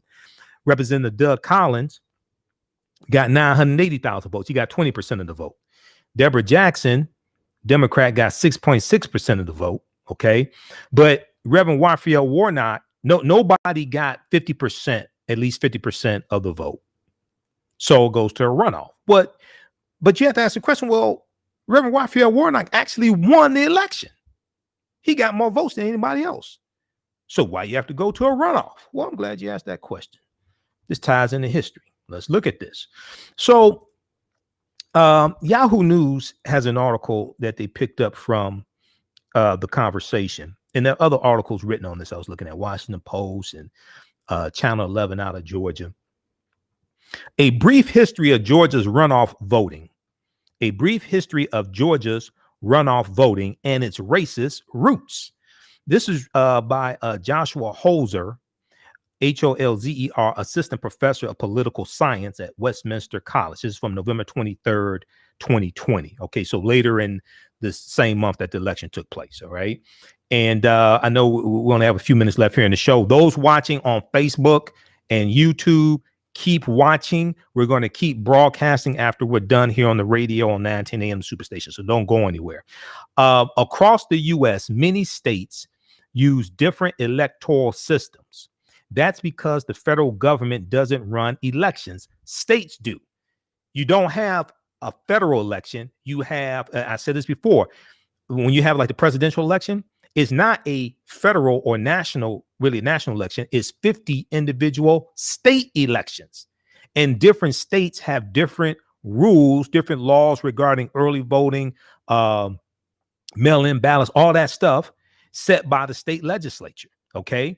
And the 10th Amendment of the U.S. Constitution gives states rights. So allow the control over voting, early voting, elections fall at the state level. In January 2021, 2 Georgia runoff elections will take place that will determine which party controls the U.S. Senate. In one of the Georgia runoffs, incumbent Republican David Perdue, who is quarantining because he came in contact with somebody who has coronavirus, faces Democratic challenger John Ossoff. The other runoff is a special election triggered by the resignation of Republican Senator Johnny Isaacson. For this race, Republican Kelly Loeffler, who was appointed by the governor, who has been serving in Isaacson's former seat since January 2020, is running against Democrat Reverend Raphael Warnock. The most common electoral system used throughout the U.S. for congressional races is plurality voting. Plurality voting. That's when the winner of an election is the candidate who gets the highest number of votes. Okay. You don't have to have a majority, which means 50% plus 1. You just have to have more votes than anybody else. Okay. Now, in an election with more than 2 candidates, this can mean a winner with less than majority support, like Reverend Raphael Warnock. He got 32.9%. He actually got more votes than anybody else. But they got to run in a runoff election with somebody who got less votes than him. By contrast, Georgia uses a version of runoff voting for congressional races, which is when they are potentially 2 rounds of voting. Typically, if a candidate wins more than half the votes in the first round, that candidate is declared the winner. Typically, if a candidate wins more than half the votes in the first round, that candidate is declared the winner. If not, the 2 candidates with the most first round votes faces off in a second round of voting. Now, proponents of plurality voting argue that it is simple to understand and easy to implement. Advocates of runoff voting, okay, so plurality voting just means you get more than anybody else. Okay, so that makes it would make sense if Reverend Raphael Warnock got 1.6 million votes. He got more than anybody else. It'd make sense if he won and became senator. Oh, but not in Georgia, former Confederate state Georgia. No, not in Georgia. Okay, so let me go back to this here. All right, so as Georgia's history demonstrates, so advocates of runoff voting counter that their system ensures that those elected have the support of a majority of voters. A majority of voters. Do you mean white people? A majority of voters in Georgia. As Georgia's history demonstrates, however, adopting a system that requires the support of the majority can sometimes be used to engineer the exclusion of those in the minority. So scholars trace the birth of runoff voting in modern politics to 19th century Germany, where it then spread throughout Europe and beyond. In 1906, Norway began experimenting with the system. of runoff voting. Then in 1928, it was adopted in France. Even after independence, many former French colonies chose to continue using runoffs, and today this method of voting is used in various countries throughout Asia, Africa, and the Americas. In the U.S., the adoption of runoff voting at the state level first occurred in the South after a long process of electoral experimentation. The Georgia Constitution of 1777 directed that the governor was to be chosen each year by the Legislative Assembly. That system continued until an 1824 constitutional amendment required that governors be directly elected by voters. Okay, we're going to continue this discussion on our Facebook fan page, The African History Network, The African History Network, my YouTube channel, Michael Imhotep, IMHOTEP. We'll talk about this some more on our Monday night show. We're here Monday through Friday, 11 p.m. to midnight. And Sundays, 9 p.m. to 11 p.m. Eastern Standard Time. If you'd like this type of information, also, you can donate to the African History Network. $ the AHN Show through Cash App. $ the AHN Show through Cash App, and also through PayPal, paypal.me/the AHN Show. Remember, right now it's correct wrong behavior. It's not over till we win. Stay tuned for Pastor Mo. We'll talk to you tomorrow night. Peace. Stand by, everybody.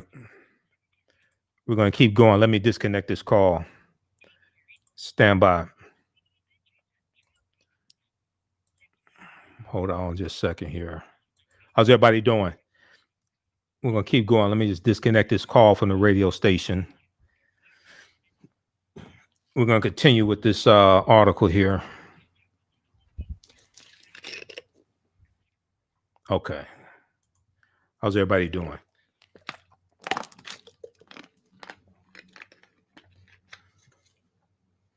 All right. So African-American business owners, post the name of your business here on the thread of the broadcast. Post your name of your business here on the thread of the broadcast. Email us at customerservice@africanhistorynetwork.com, customerservice@africanhistorynetwork.com. And we'll let you know how you can advertise with the African History Network also. All right. And I'll be working on commercials this week because we have some new advertisers and we have a few more slots left. Our current promotion we have going on right now is buy 1 month, get 1 month free. Email us at customerservice@africanhistorynetwork.com. Okay, let's continue. How's everybody doing? We're in overtime. We'll be here for a few more minutes. Some of these stories I'm about to get to Monday night because we're here 6 nights a week. So some of these stories we'll have to get to Monday night. We'll talk some more about the explosive Trump tapes, Trump recording as well on our Monday night show.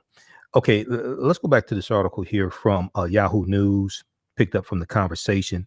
This deals with the history of Georgia's Senate runoff races. Why do they have runoff races for the Senate and like House of Representatives in Georgia?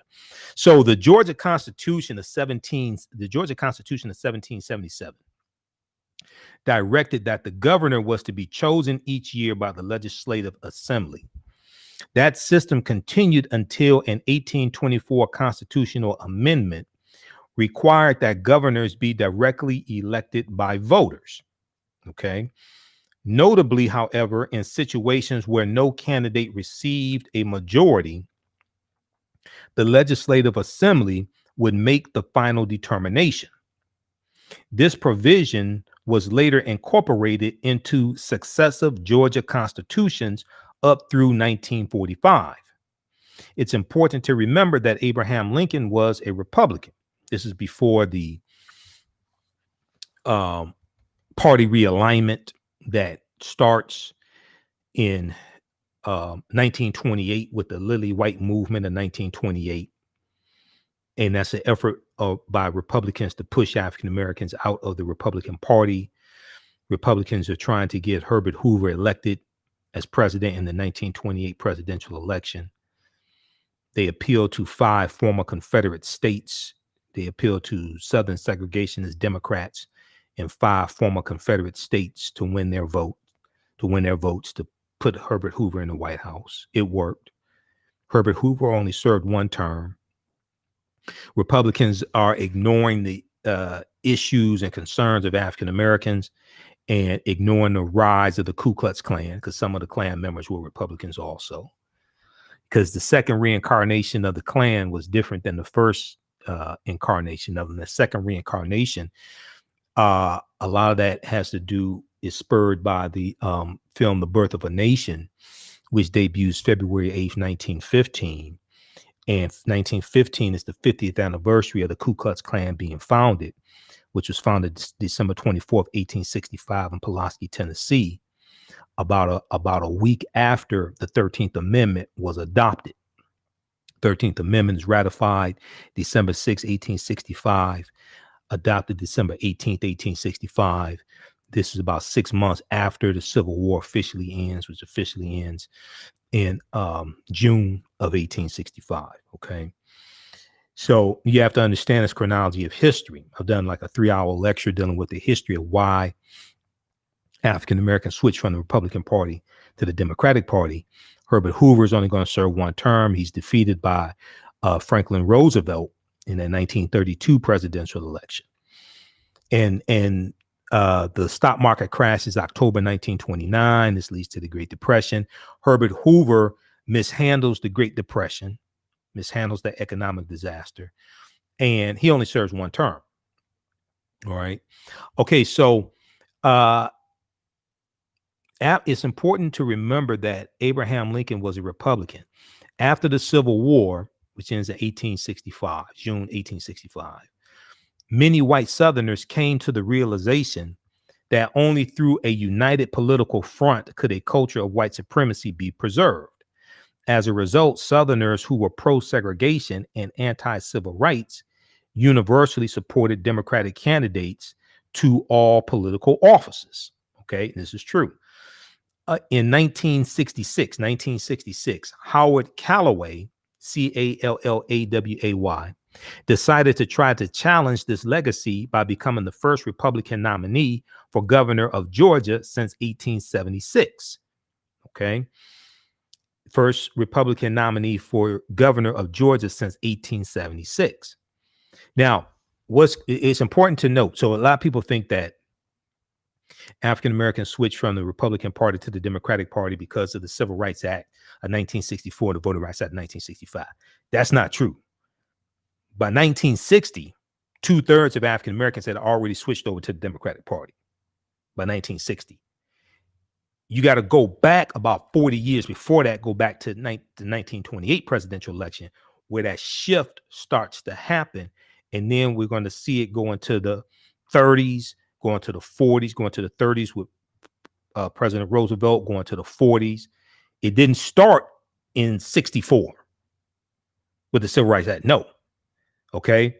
By the and then when Barry Goldwater, senator from Arizona, Republican, runs for president in 64, and he's anti-civil rights, is really going to complete 64, 65, that period of time is really going to, that shift is going to complete.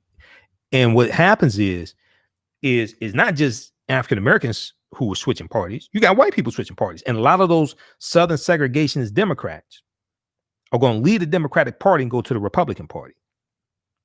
You're going to have a lot of Republicans who are like pro-civil rights. You're going to have a lot of them who lead the Republican Party, go to the Democratic Party. You go back to 1948 when Strom Thurmond, who was a Democrat, he was a Southern segregationist Democrat. He runs for president in 48 as a Dixiecrat. He loses. And he's going to leave the Republican Party, he's going to leave the Democratic Party, go to the Republican Party, Strom Thurmond. Okay, you're going to have a lot of them do that. Okay, now you're going to have a few Southern segregationist Democrats that stay and they die as Democrats. Senator James Eastland of Mississippi, known as the mouth of the white South. You had Talmadge in Georgia, Senator Talmadge in Georgia. Okay, Southern segregationists, they're gonna stay, but the majority of them, you had this party realignment that takes place. Okay, so it's not just African Americans switching parties; you have white people switching parties also. All right. You talking about Governor George Wallace? Yeah, the Lily White movement of 1928. That's where that shift starts.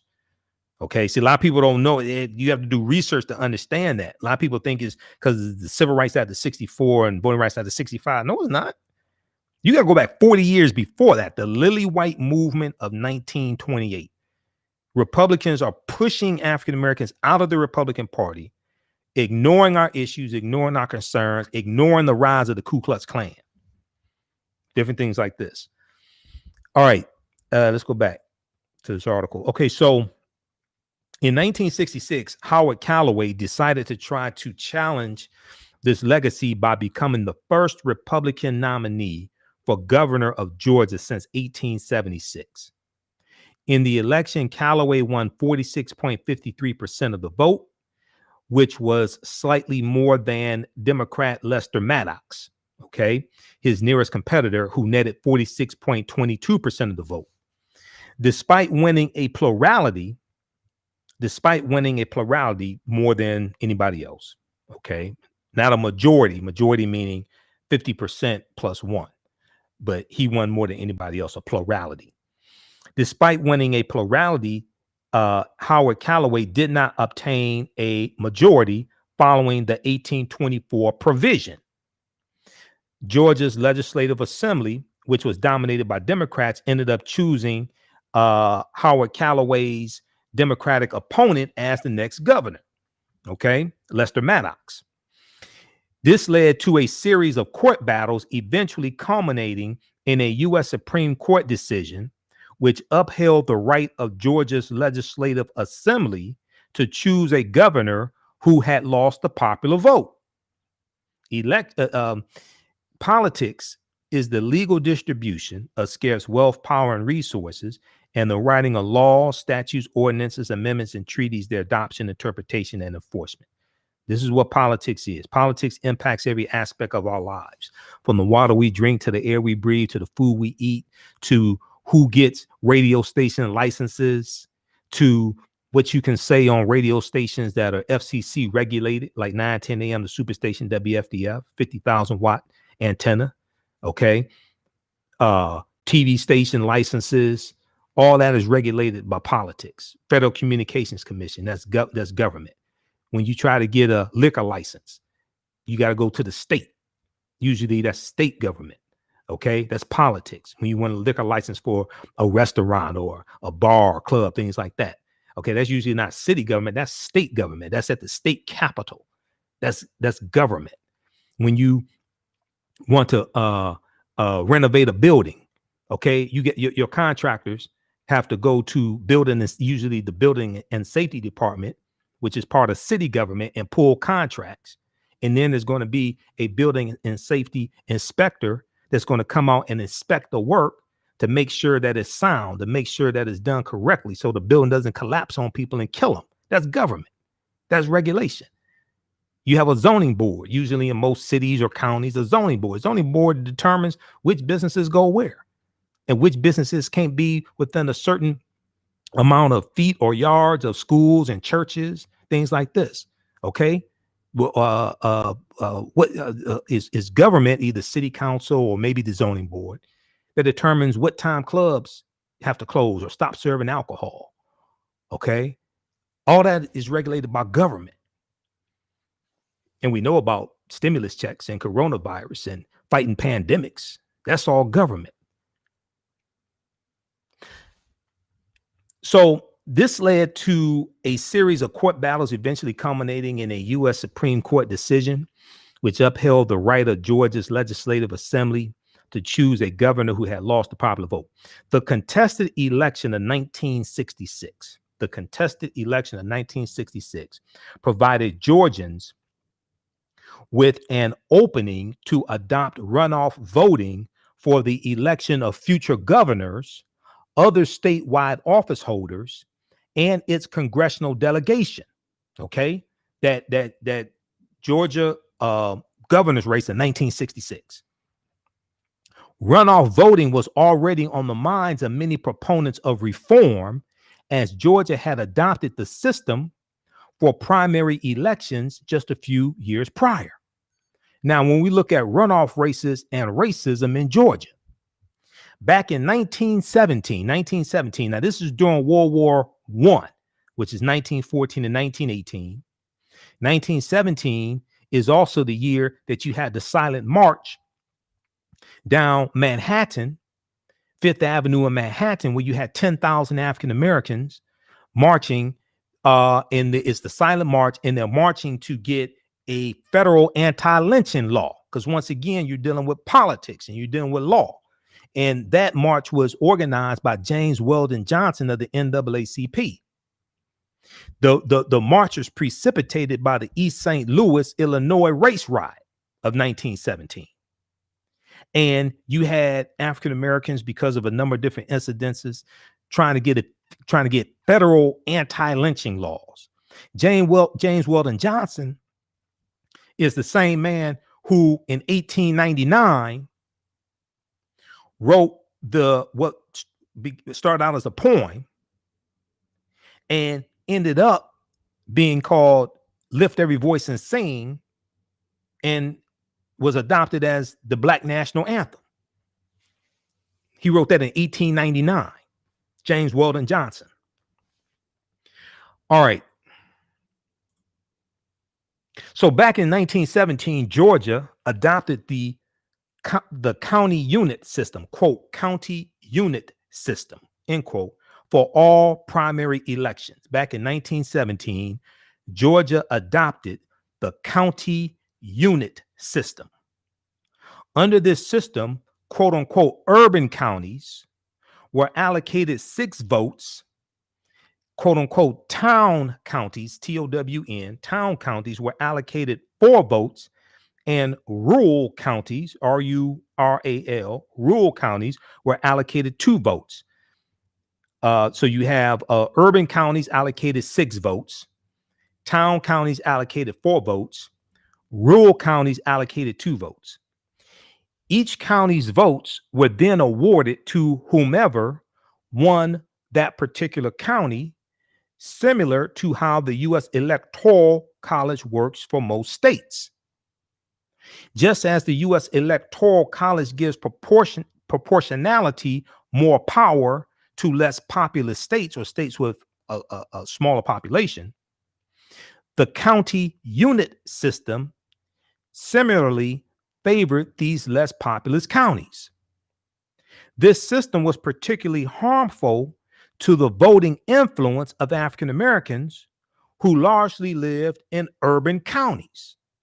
So urban counties got 6 votes, town counties got 4 votes, rural counties got 2 votes. Okay. And let's try to pull this up on the screen share. How's everybody doing? We've got Neil, we've got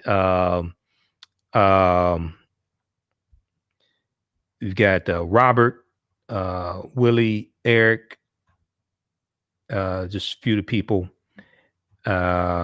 watching us. Raphael, a few of the people.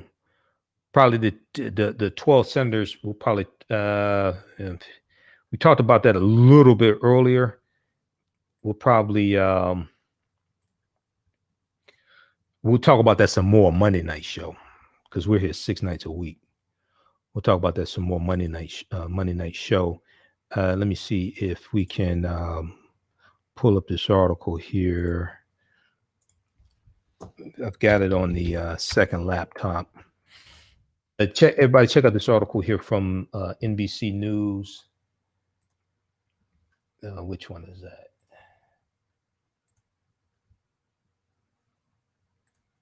GOP senators threaten to object to Electoral College results if commission is not formed. GOP senators threaten to object to Electoral College results if commission is not formed. Okay. I know we'll talk about that on Monday's show. We'll try to squeeze it in some more here if we can. Let me see here. Okay. I'm going to post the link here to this article. Everybody check this out. We posted about this also on our Facebook fan page, The African History Network, The African History Network as well. First Step, if you're referring to the First Step Act, that was Representative Hakeem Jeffries in the House of Representatives. If you're referring to the First Step Act. And just so people know, they tried to pass criminal justice reform under President Obama in the Senate. There was bipartisan support in the Senate. In 2015, that bill was blocked. And the Congressional Black Caucus was trying to push that. That bill was blocked in the Senate. Who blocked the bill? Senator Jeff Sessions from Alabama and Senator from Arkansas. What's his name? I forgot, from Arkansas.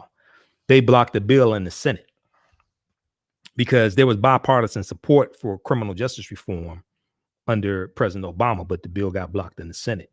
Jeff Sessions became Donald Trump's first attorney general. Jeff Sessions was totally against criminal justice reform. And basically so was William Barr as well. William Barr doesn't even think systemic racism exists in policing. Okay. Let me see. Tom Cotton, Senator Tom Cotton from Arkansas. Those two jackasses blocked the criminal justice reform in 2015 in the Senate. Okay, let's continue here.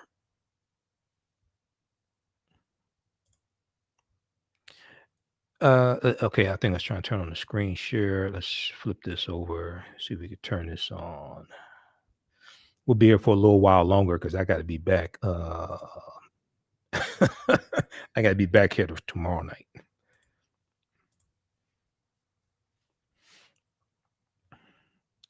Okay, let's turn this on. There we go. Very quickly here. Okay, so back in 1917, and y'all should be able to see this pretty well. Back in 1917, Georgia adopted the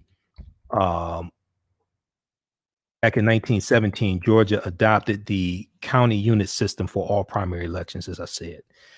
Under this system, urban counties were allocated 6 votes, town counties were allocated 4 votes, and rural counties were allocated 2 votes. So just as the Electoral College gives proportionality, more power to less populous states, the county unit system similarly favored less populous counties. This system was particularly harmful to the voting influence of African Americans who largely lived in urban counties. Okay. Now, in 1963, the U.S. Supreme Court declared the county unit system unconstitutional as a violation of the one person, one vote principle. Once again, this deals with law. Okay. And you understanding 3 branches of government: judicial, which are the courts, federal appeals court, U.S. Supreme Court, executive branch, the president, the White House, the legislative branch, U.S. House of Representatives and U.S. Senate. So this is the judicial branch ruling on what states did, what the state of Georgia did, and the legislative branch of the state of Georgia. This is the judicial branch ruling on what the state legislature did in Georgia. So this prompted Georgian legislators to look for a new electoral system that could similarly yet legally suppress the African American vote. Okay, so they're trying to work around what the U.S. Supreme Court just ruled in 1963. Okay, how can we still suppress their vote and be legal? How can we still suppress the African American vote and be legal? Denmark Groover, a staunch segregationist, proposed the adoption of runoff voting as it quote would again provide protection, which was removed with the death of the county unit system, end quote. Okay, So the fear among whites was that if elections were left to plurality voting, the white vote could be split among several different candidates, while African Americans could, in theory, vote as a single block for an African American candidate who could end up winning with the most votes overall. So they said, wait a second, hold on. We can't let this happen. Hold on. We can't let these Negroes vote in the block and beat us. We got to come up with another system. U.S. Supreme Court ruled 1963, okay, that the county unit system is illegal. So we got to come up with something else. Let's go back over to Politico.com. Look at the results of the November 3rd Georgia senatorial race. Let's go back and look at that. Okay. See, elections have consequences, and politics is the legal distribution of scarce wealth, power, and resources. And the writing of laws, statutes, ordinances, amendments, and treaties, their adoption, interpretation, and enforcement. Politics impacts every aspect of our lives. Let's look at this. The African-American man, Reverend Raphael Warnock, he got more votes than anybody else, including the incumbent senator, the white woman, Kelly Loeffler. He got 32.9% of the vote.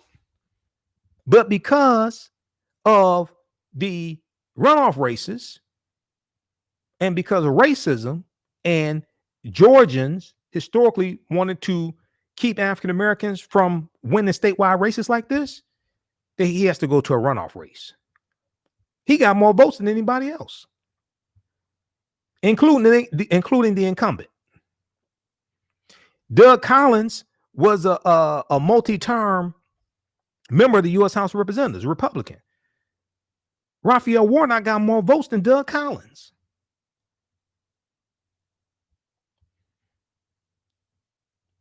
This is, everybody check out this article. This is from Politico. This deals with the updates from the November 3rd, 2020 election. Republican Loeffler, Democrat Warnock head to Georgia Senate runoff race. This was last updated December 28th, 2020. Okay, so we're dealing with the history behind why is it, if Raphael Warnock got more votes than anybody else, why isn't he senator? Why does he have to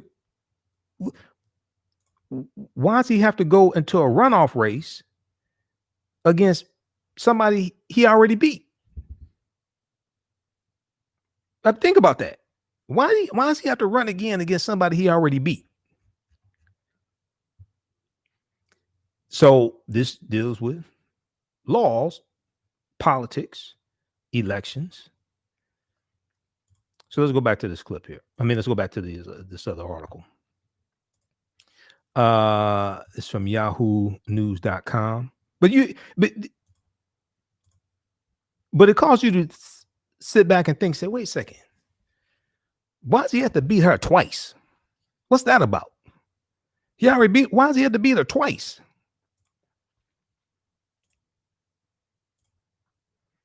And she was appointed by the governor. She had to beat anybody. She was appointed by the governor. So the fear among whites was that if elections were left to plurality voting, meaning you just get more votes than anybody else, you don't have to get a majority, 50% plus one, then the white vote could be split among several different candidates, like what happened with Kelly Loeffler and Doug Collins in Georgia. While African Americans could, in theory, vote as a single block for an African American vote who could end up winning with the most votes overall. Now, Denmark Grover, staunch segregationist Denmark Grover, was quoted by State Representative James McKay as having said on the floor of the Georgia House of Representatives that with plurality voting, quote, the Negroes and the pressure groups and special interests are going to manipulate this state and take charge. Okay, this is what he was quoted as saying on the on the floor of the Georgia House of Representatives. The Negroes and the pressure groups and special interests are going to manipulate this state and take charge. The question I have to ask him is what are you afraid of? This is a segregated bus in Atlanta, Georgia in 1956. Look at African Americans sitting in the back, at the back of the bus. However, by adopting runoff voting, even if white voters split their vote, and let me see something here. Put me back on. There we go. Okay, so however, by adopting runoff voting, even if white voters split their vote in the first round, and an African American somehow made it to the second round, white voters from both parties would still have a chance to unite behind the white candidate and ensure victory. Okay? They could still unite behind the white candidate, so they get a do-over. However, by adopting runoff voting, even if white voters split their vote in the first round, and an African American somehow made it to the second round of the elections, of the voting, white voters from both parties would still have a chance to unite behind the white candidates to ensure victory. So what they're saying is, hold on. What they're saying is white Republicans and white Democrats can come together to defeat the African-American voter, to defeat the African-American candidate and stop them. We get a do-over.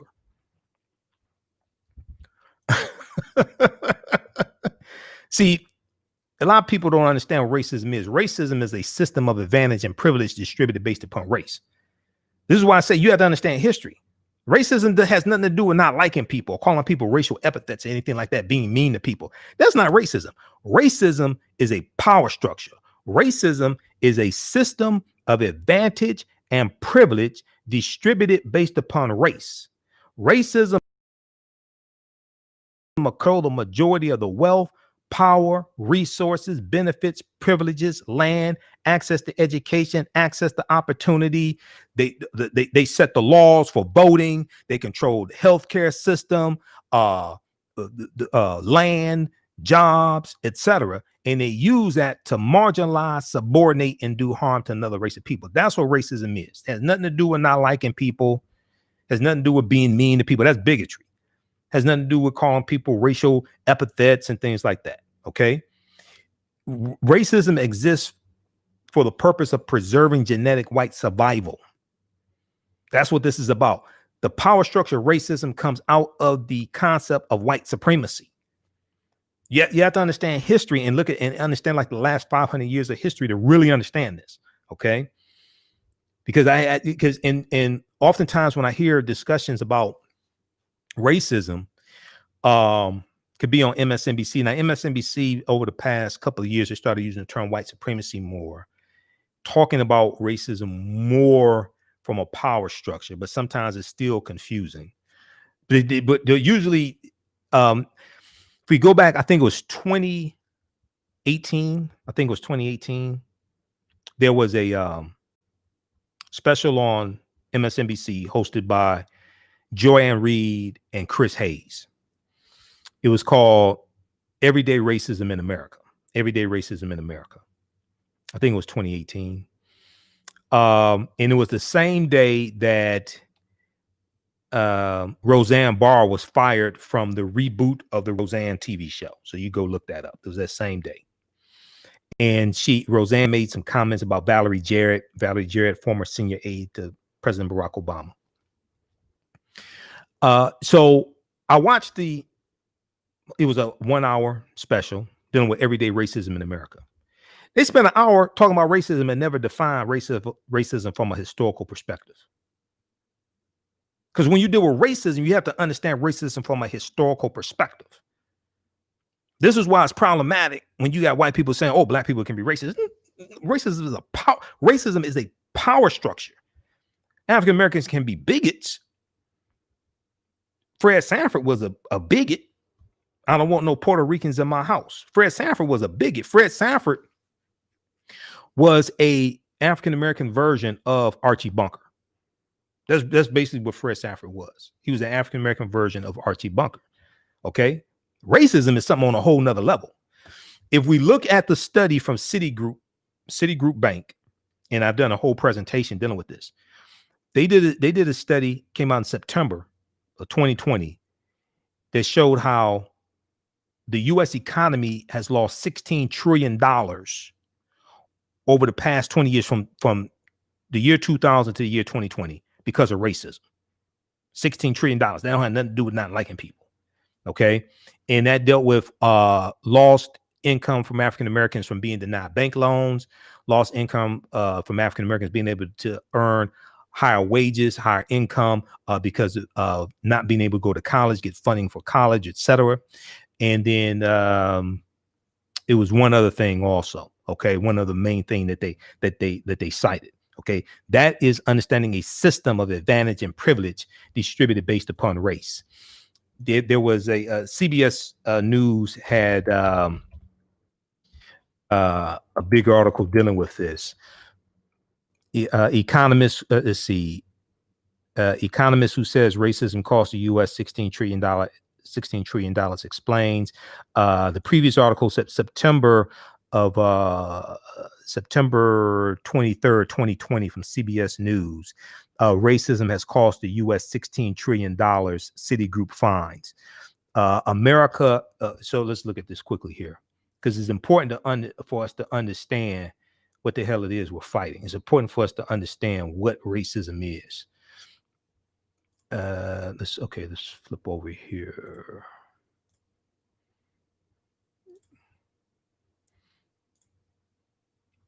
Okay, let's look at this very quickly.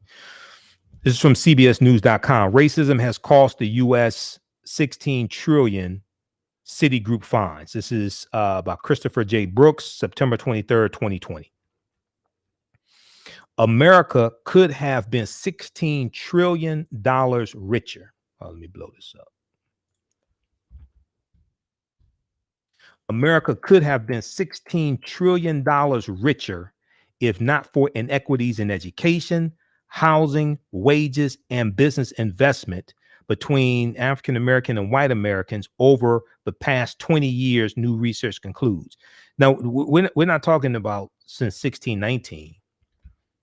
Okay, we're just talking about over the past 20 years. We're talking about from the year 2000 to the year 2020. That's what this looks like. The study released this week by Citigroup Bank, is the latest in a body of research that attempts to quantify the economic impact of systemic racism.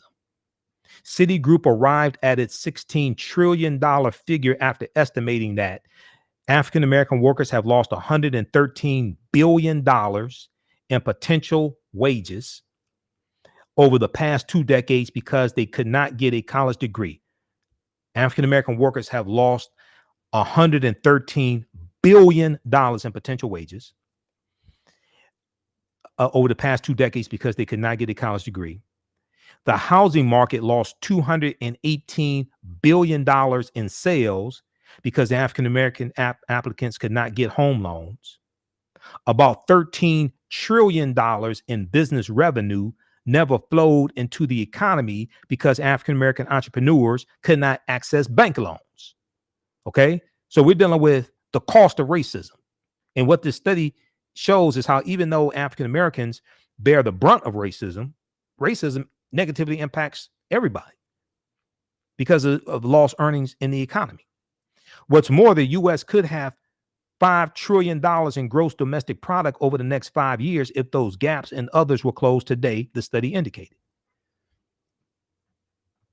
Racism is a system of advantage and privilege distributed based upon race. Racism is a system of advantage and privilege distributed based upon race for the purpose of preserving genetic white survival. Read this article from CBS News. Check out the broadcast that I've done. We air it quite often at our Facebook fan page, the African History Network. I go deep into this whole study and deal with history, things like that. Okay, let's continue here. How's everybody doing? African American business owners, post the name of your business here on the thread of the broadcast. Email us at customerservice@africanhistorynetwork.com, customerservice@africanhistorynetwork.com. And we'll let you know how you can advertise with the African History Network. we create a 30-second and 60-second video commercial for you that re-airs when we rebroadcast these shows also, and also an audio commercial. If you already have one, you can submit it to us, but a lot of times businesses don't have one, so we create one for you, no additional charge. I'll be working on commercials this week. And then we're on 9 different audio podcast platforms. We're on FM Player, iHeartRadio, Stitcher, iTunes, Castbox. So when people listen to the audio podcast of our shows, they hear your commercial as well. Okay. So wherever you get your audio podcast from, search for The African History Network Show, The African History Network Show. We have a page on many audio podcast platforms. All right, let's go back to this article here quickly. So, however, this is back to Yahoo News, dealing with the history of Georgia Senate runoffs, why there are runoff elections in Georgia. However, by adopting runoff voting, even if white voters split their vote in the first round and an African American somehow made it to the second round, white voters from both parties would still have a chance to unite behind the white candidate to ensure victory. Okay. So Denmark Grover, let me get back here just a second. So Denmark Grover himself advertised his runoff voting bill as being designed to prevent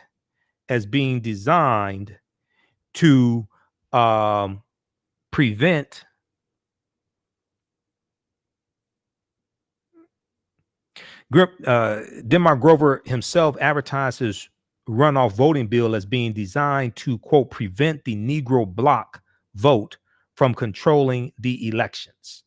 To prevent the Negro bloc vote from controlling the elections. So if take this article, y'all take this article, we need to show this to African Americans in Georgia. So they explain what's going on, they explain why rampant voter suppression is taking place in Georgia right now in 2021, why rampant voter suppression is taking place in Georgia.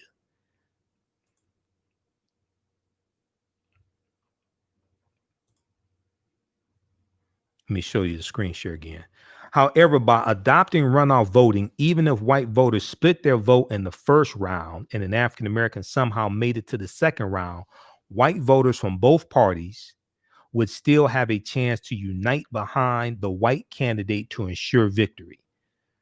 Denmark Grover himself advertised his runoff voting bill as being designed to, quote, prevent the Negro bloc from controlling the elections, end quote, because they understand that elections have consequences and that whoever is in political office can pass bills, and they understand bills and policies. Politics is the legal distribution of scarce wealth, power, and resources, and the writing of laws, statutes, ordinances, amendments, and treaties, their adoption, interpretation, and enforcement. And they are trying to then, as well as now, to hold on to power. Basically, everything they want to do involves law. And even when they break the law, they're going to find another law to run behind to justify them breaking the law. And they go get lawyers to go to court to try to get them off to justify breaking the law. All this deals with law. Law is written by lawmakers. That's all this is connected. In 1964, Georgia adopted Denmark Grover's runoff plan for primary elections. After the contested 1966 gubernatorial election, the state also adopted it for general elections. Okay. So not just for gubernatorial elections for governor, but also for general elections, adopted for general elections. Notably, Georgia's runoff voting process works slightly differently in the event of a special election, such as the upcoming Senator Kelly Loeffler versus Raphael Warnock Senate race. In such cases, there is no primary, and instead, all candidates from all parties appear together on a single ballot in what is called a quote unquote, I didn't make this up, a jungle primary. That's I ain't make this up. It's called a jungle primary. It's designed to keep Negroes from controlling the elections, and they call it a jungle primary. Okay, I ain't make this up. Okay. If a candidate wins a majority, they are elected. If no candidate wins a majority, a runoff is held between the top two candidates, even if both are from the same party. All right. Now, John R. Dunne, DNNE, who served from 1990 to 1994 as an assistant U.S. Attorney General for the Civil Rights Division, argued that Georgia's runoff voting system has had, quote, a demonstrably chilling effect on the ability of blacks to become candidates for public office, end quote. A demonstrably chilling effect on the ability of blacks to become candidates for public office. To date, Georgia has never elected a single African-American U.S. senator, governor, lieutenant governor, or secretary of state. These are all statewide elections. Okay. And if you're an African-American running like Reverend Raphael Warnock and they get a plurality of votes more than anybody else, now you got to go to a runoff election. And the white people, regardless of political party, most of them are going to go behind the white candidate. To date, Georgia has never elected a single African-American U.S. senator, governor, lieutenant governor, or secretary of state. It did not elect its first African-American attorney general until 1998. Okay, so Georgia is now the key to the Senate with Lyndon Johnson's passage of the Civil Rights Act of 64, Voting Rights Act of 65. The South began to slip away from Democratic control and has in recent years been solidly Republican. However, when Democrat Stacey Abrams narrowly lost in 2018 race for governor, she proved that Georgia is now more purple than red. We know Joe Biden won by a little less than 12,000 votes.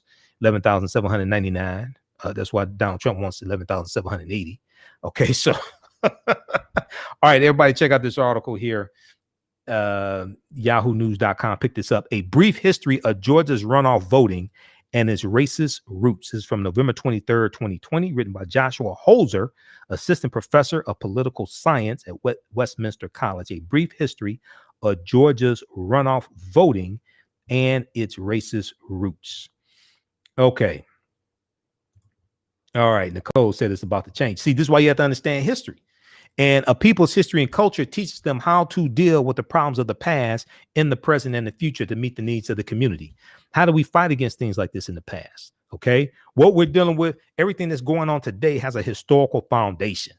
History tells you how you got into this predicament, and understanding how we fought against things like this in the past tells us what we need to do to get out of the predicament. This is why history is so important. And unfortunately, Americans in general are ignorant of history, not just African Americans. Americans in general are ignorant of history. This is why you have a lot of people arguing over Confederate monuments and don't want to change the name of Confederate, change the name of military bases named after Confederate soldiers or Confederate, quote unquote, Confederate heroes. Okay, not understanding that history and that whole myth of the lost cause, which was largely pushed by the daughters of the Confederacy. We've talked about that here on the show, and how they used their wealth to finance curriculums and textbooks and things like this that wrote a revisionist history of the Civil War and the Confederacy. Okay, let's see here. The dealing with the senators, we'll deal with that. We have to talk about that on Monday show. GOP senators threatened to object to electoral college. We talked about that a little bit earlier. Nearly a dozen Republican senators and senators elect on Saturday, January 2nd, demanded a commission to audit the results of the 2020 election and said they will otherwise object to the Electoral College votes that declared President-elect Joe Biden the winner, though there is no evidence of any fraud in the election, except maybe the in Pennsylvania, the people that voted for Trump, and the guy that registered his dead mother to vote for Trump. Okay, you have some incidences like that. That's not a clerical error. That's fraud. You have some incidences like that. No widespread voter fraud. And in those 60 court cases and that they kept losing, they lost most of them. They withdrew from some of them. One they won in Pennsylvania that dealt with how close poll watchers could be to election workers who are actually counting the votes. They won them 6 feet away as opposed to something like 15, 20 feet away. Trump campaign won that. Whoop-de-doo. But all these other elections, all these other cases, most of them, they're not even alleging voter fraud. And they're not providing any evidence of voter fraud. They're talking about voting irregularities. Most of those are clerical errors. Like what happened here in Detroit.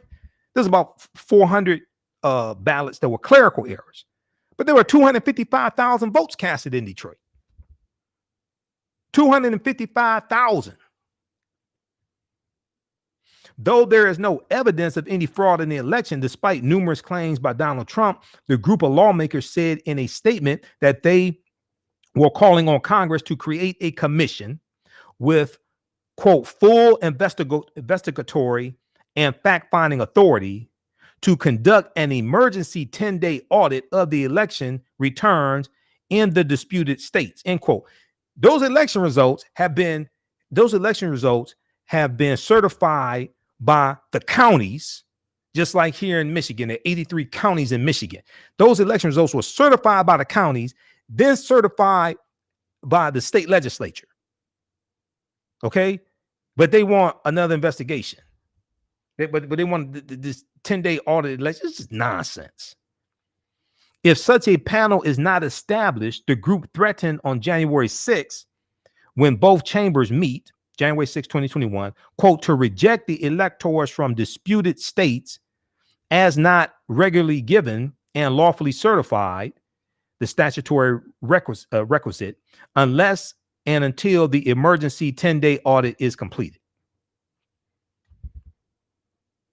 With the House in Democratic hands, there's no chance the rejection will have any effect on the outcome, and Biden will still be sworn in on January 20th, 2021.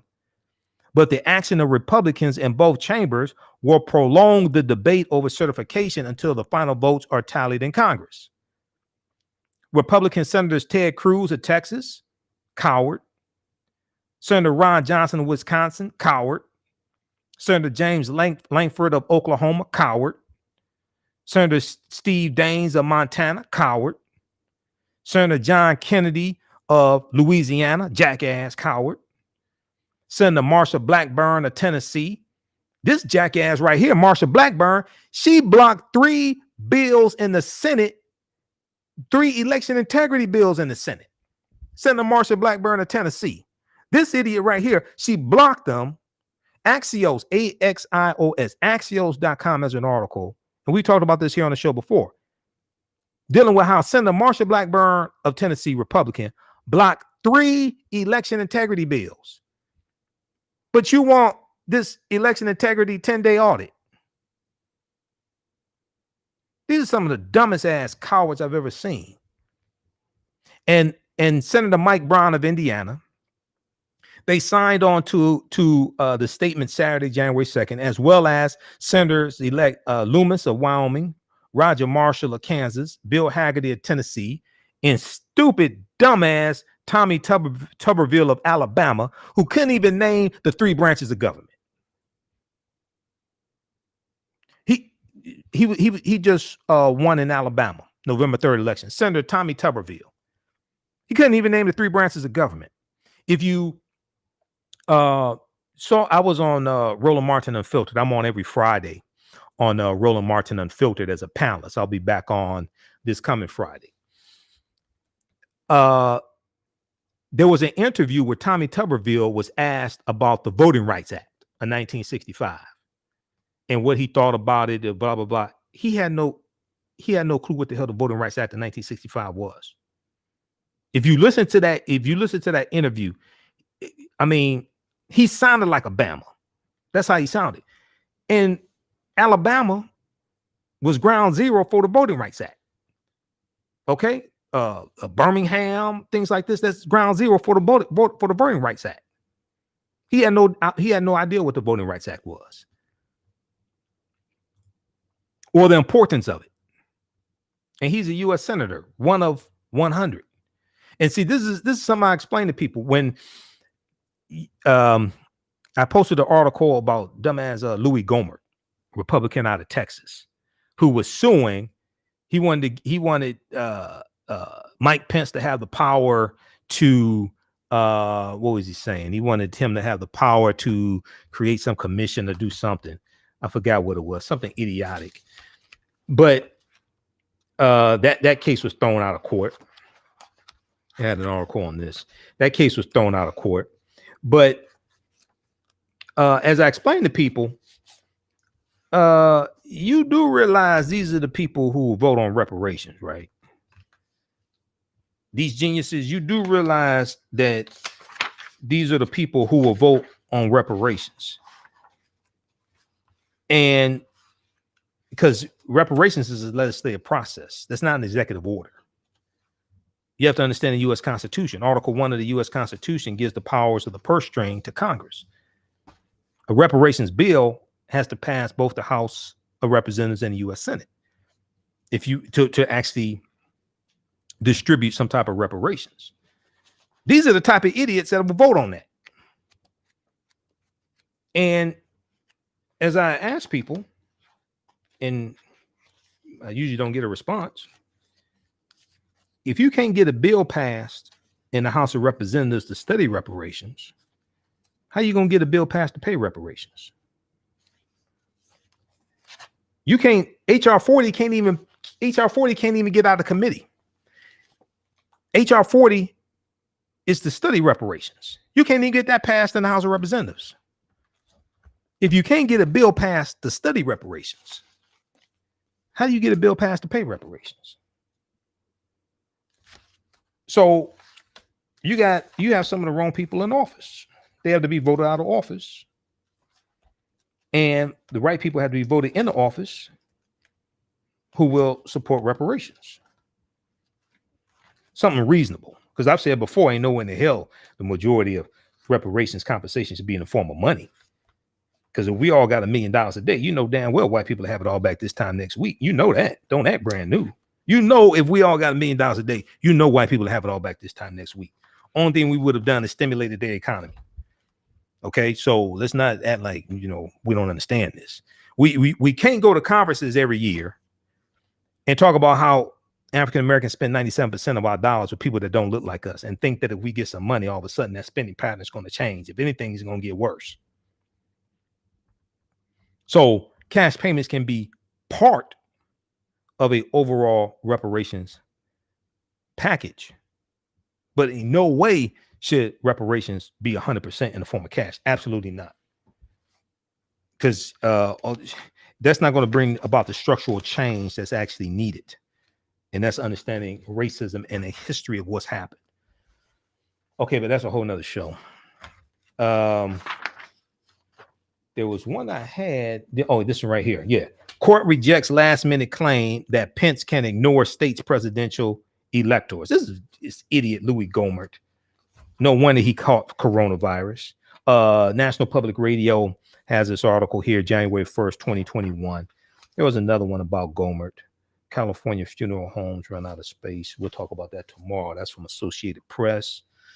We got a lot of good stuff. And I got a ton of information, but you know, we're on 6 days a week, so we can't cover all this in one show. Courts reject last minute claim that Pence can ignore states' presidential electors.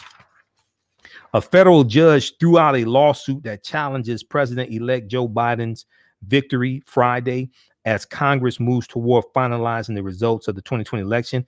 And on Saturday, a panel of judges at the Fifth Circuit Court of Appeals, dismissed the case for essentially the same reasons as the lower court.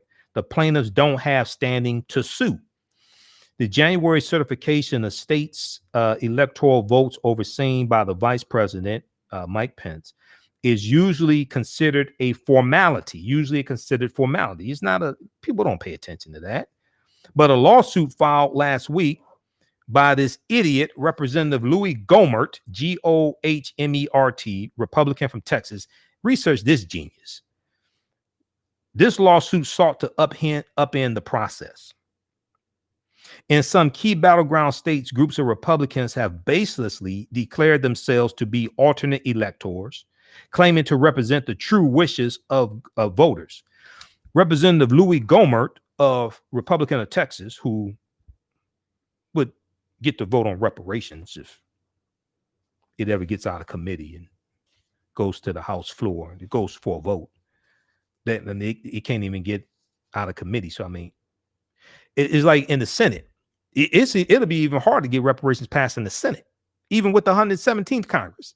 Senator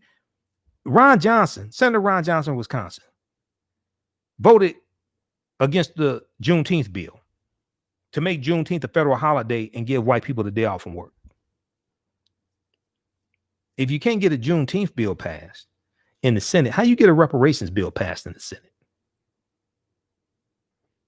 Ron Johnson voted against $1,200 stimulus checks. This was like 3 weeks ago. That would have benefited white people in Wisconsin that voted for him.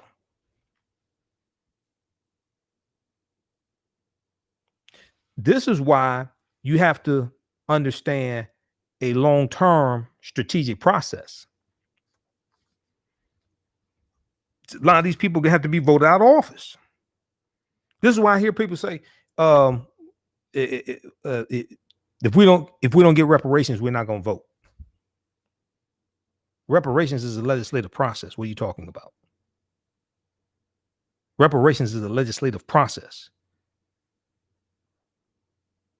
Unfortunately, a lot of people don't understand the process and how to actually bring it to fruition what it is that they want, that they say they want. That's why you have to understand law and policies. First thing you have to do is read the U.S. Constitution, because if you haven't read the U.S. Constitution, you won't understand any of this. Because Article 6 of the U.S. Constitution clearly tells you the U.S. Constitution, all the previous treaties and all the subsequent treaties are the supreme law of the land. That's Article 6. Article 1, Section 9, Clause 1 of the U.S. Constitution lays a foundation for a legal argument for reparations, which is why the U.S. Supreme Court case of 1841 of the Amistad, that's why those Africans, Joseph Q and those Africans from Sierra Leone, that's why they were freed. Because if you understand history, you understand that court case, that U.S. Supreme Court case, the U.S. Supreme Court ruled it was illegal for that ship to come into the U.S. in the first place, because the international transatlantic slave trade had been outlawed January 1st, 1808. And at the at the Philadelphia Convention of 1787, where they're drafting and voting on the Constitution, they created Article 1, Section 9, Clause 1 of the U.S. Constitution, which stated the earliest that the international transatlantic slave trade could be outlawed was in 1808. Because all the colonies or all the states had agreed to abolish the international transatlantic slave trade at the Philadelphia Convention in 1787, except South Carolina. So they put a 20-year clause in the Constitution and said that the earliest that the international transatlantic slave trade could be outlawed was 1808. So March 2nd, 1807, U.S. Congress passes a law to abolish the international transatlantic slave trade. It goes into effect January 1st, 1808. International transatlantic slave trade means the bringing Africans into the country, to enslave them. This is all history. This is all law. If you go to history.com, official website of the History Channel, they have an article there that deals with March 2nd, 1807. Congress abolishes the international transatlantic slave trade. I've done a whole presentation dealing with this. Then when you go study the U.S. Supreme Court case of 1841 of the Amistad, I've done a whole presentation dealing with the Amistad case. That's what that's based upon. That's based upon law. And if you go to archives.gov is the National Archives. They got the original court documents there. I've been to archives.gov to do research on the Amistad case. And they'll tell you that when those Africans were captured in Sierra Leone, that violated all the existing treaties between European nations. The U.S. Supreme Court ruled that it was illegal for them to be captured. They ruled that those Africans had a right to fight for their freedom, and they ruled that it was illegal for that ship to come into the U.S. in the first place. So all of the ships that came into this country from January 1st, 1808 until about June of 1860 with the Clotilda in Alabama, all that's illegal based upon federal law. There are documented court cases of white men who were arrested for being involved, for bringing Africans into this country. And when you study the Clotilda, those Africans, when they came in, they had to hide like in the swamp or the river for a number of days because it was illegal for them to come in. Okay, so they're trying to escape the authorities, things like this. So you studied the Clotilda. Okay, that's the last known slave ship to come into the U.S. That's about June of 1860 in Alabama. That was illegal.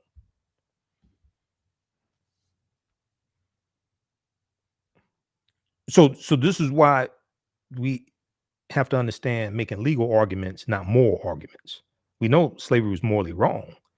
You got a strong case for legal arguments. This is right there in the Constitution. And the Constitution is the foundation of law in this country. Article 6 clearly tells you, U.S. Constitution, all the previous treaties and all the subsequent treaties are the supreme law of the land. When you go to lawmakers, you don't go arguing morality, you go arguing law, because lawmakers write law.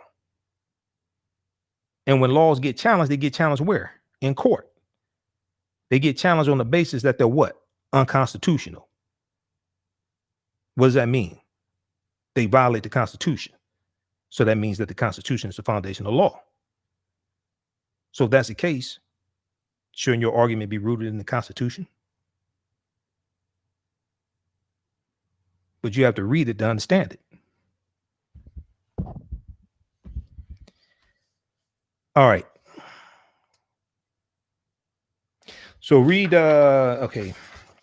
this from National Public Radio dealing with dumbass Louis Gohmert. I don't have time to deal with him. And check out this article here. We'll talk about this some more. GOP senators threaten to object to Electoral College results if commission is not formed. NBCnews.com, January 2nd, 2021.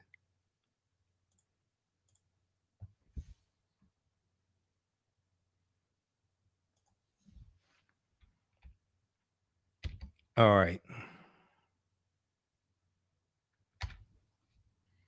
Okay. And let's see. We're going to hit the story here with Reverend Fred Shuttesworth. We'll hit this very quickly. Information dealing with Kwanzaa. We talked about that some last week. We'll have to do with that some more on the show. We'll do that Monday, Tuesday. I want to get to the story very quickly here with Reverend Fred Shuttesworth. December 25th, 1956, Reverend Fred Shuttesworth's house was firebombed in Birmingham, Alabama. He was a well-known civil rights activist. He worked with Dr. King. He worked with Dr. King during the Birmingham campaign. And, you know, most people know this. Now, most people, what I'm about to say, most people know this. But when we were kids, when we were children in school, like when it came to civil rights, is basically what we knew was Dr. King and Rosa Parks, right? Like Dr. King did all this stuff himself, okay? But you had civil rights activists in their various respective cities and counties fighting to break the back of segregation with or without the help of Dr. King or any of the well-known civil rights leaders, whether it's John Lewis, whether it's James Farmer, A. Philip Randolph, what have you. But this deals with December 25th, 1966. The Ku Klux Klan bombs the Alabama civil rights leader, Reverend Fred Shuttlesworth's home. This comes from the Equal Justice Initiative, EJI.org, Equal Justice Initiative. And we posted this article here today. We try to post the articles from Equal Justice Initiative dealing with this day in history. And I'm going to go to this here in just a second.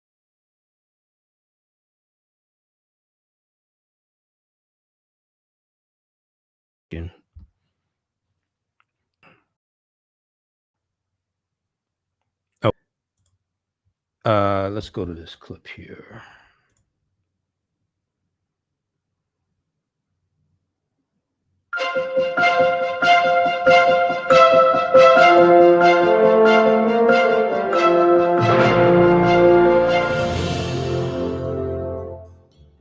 On Christmas Day, December 25th, 1956, the Birmingham, Alabama home of civil rights leader Reverend Fred Shuttlesworth was bombed by the Ku Klux Klan. Shuttlesworth was a popular target of white supremacists in the 1950s. He organized and participated in numerous protests and boycotts, challenging the Jim Crow customs and policies in Birmingham and across the South. This instance of violence against him was triggered a week earlier when the U.S. Supreme Court ruled that bus segregation in Montgomery, Alabama was illegal. Following the court ruling, Shuttlesworth announced on Christmas Eve that he would test the segregation laws in Birmingham.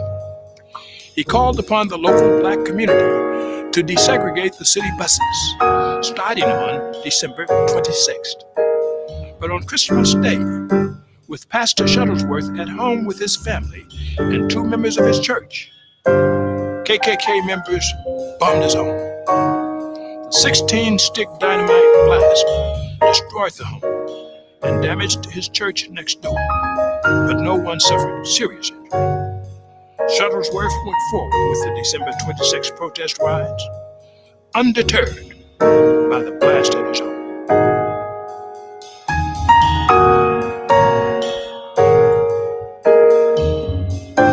Okay, so that was Moments in Civil Rights. That's from Comcast. And you check out the article here from the Equal Justice Initiative, EJI.org. December 25th, 1956, KKK bombs home of Alabama civil rights leader Fred Shuttlesworth. They have a good article about that. And that was DeArmy Bailey who was doing the narration. Reverend Fred Shuttlesworth was involved in nearly every pivotal civil rights event of the 1960s, including the 1961 Freedom Rides and the Birmingham Children's Crusade in May 1963. His tireless activism in the face of violent opposition led Dr. Martin Luther King Jr. to describe him as the most courageous civil rights fighter in the South. In 1963, Reverend Fred Shuttlesworth contacts Dr. King and asks him to come to Birmingham to help them fight to break the back of segregation, because the Birmingham movement had already started. And he said, if you come to Birmingham, I can guarantee you a victory. He tells Dr. King, if you come to Birmingham, I can guarantee you a victory, because the Albany movement in Albany, Georgia, 1961, 1962, that movement to end segregation in Albany, Georgia, that movement failed. And Dr. King was looking for a success, and he got one in Birmingham with the 1963 movement. Okay. All right. Okay. So look, we're way over time. If you all like this type of information, also you can donate to the African History Network, $ the AHN Show through Cash App, $ the AHN Show through Cash App, also through PayPal, paypal.me, /the AHN Show, paypal.me /the AHN show, and at our website, AfricanHistoryNetwork.com, AfricanHistoryNetwork.com. African American business owners, email us at customerservice@AfricanHistoryNetwork.com. We'll let you know how you can advertise with the African History Network. Also, we have blackbusinesstees.com, blackbusinesstees.com. One of our new advertisers, so you'll see their ads as well. Let me pull something up here. Okay, so hopefully you all learned.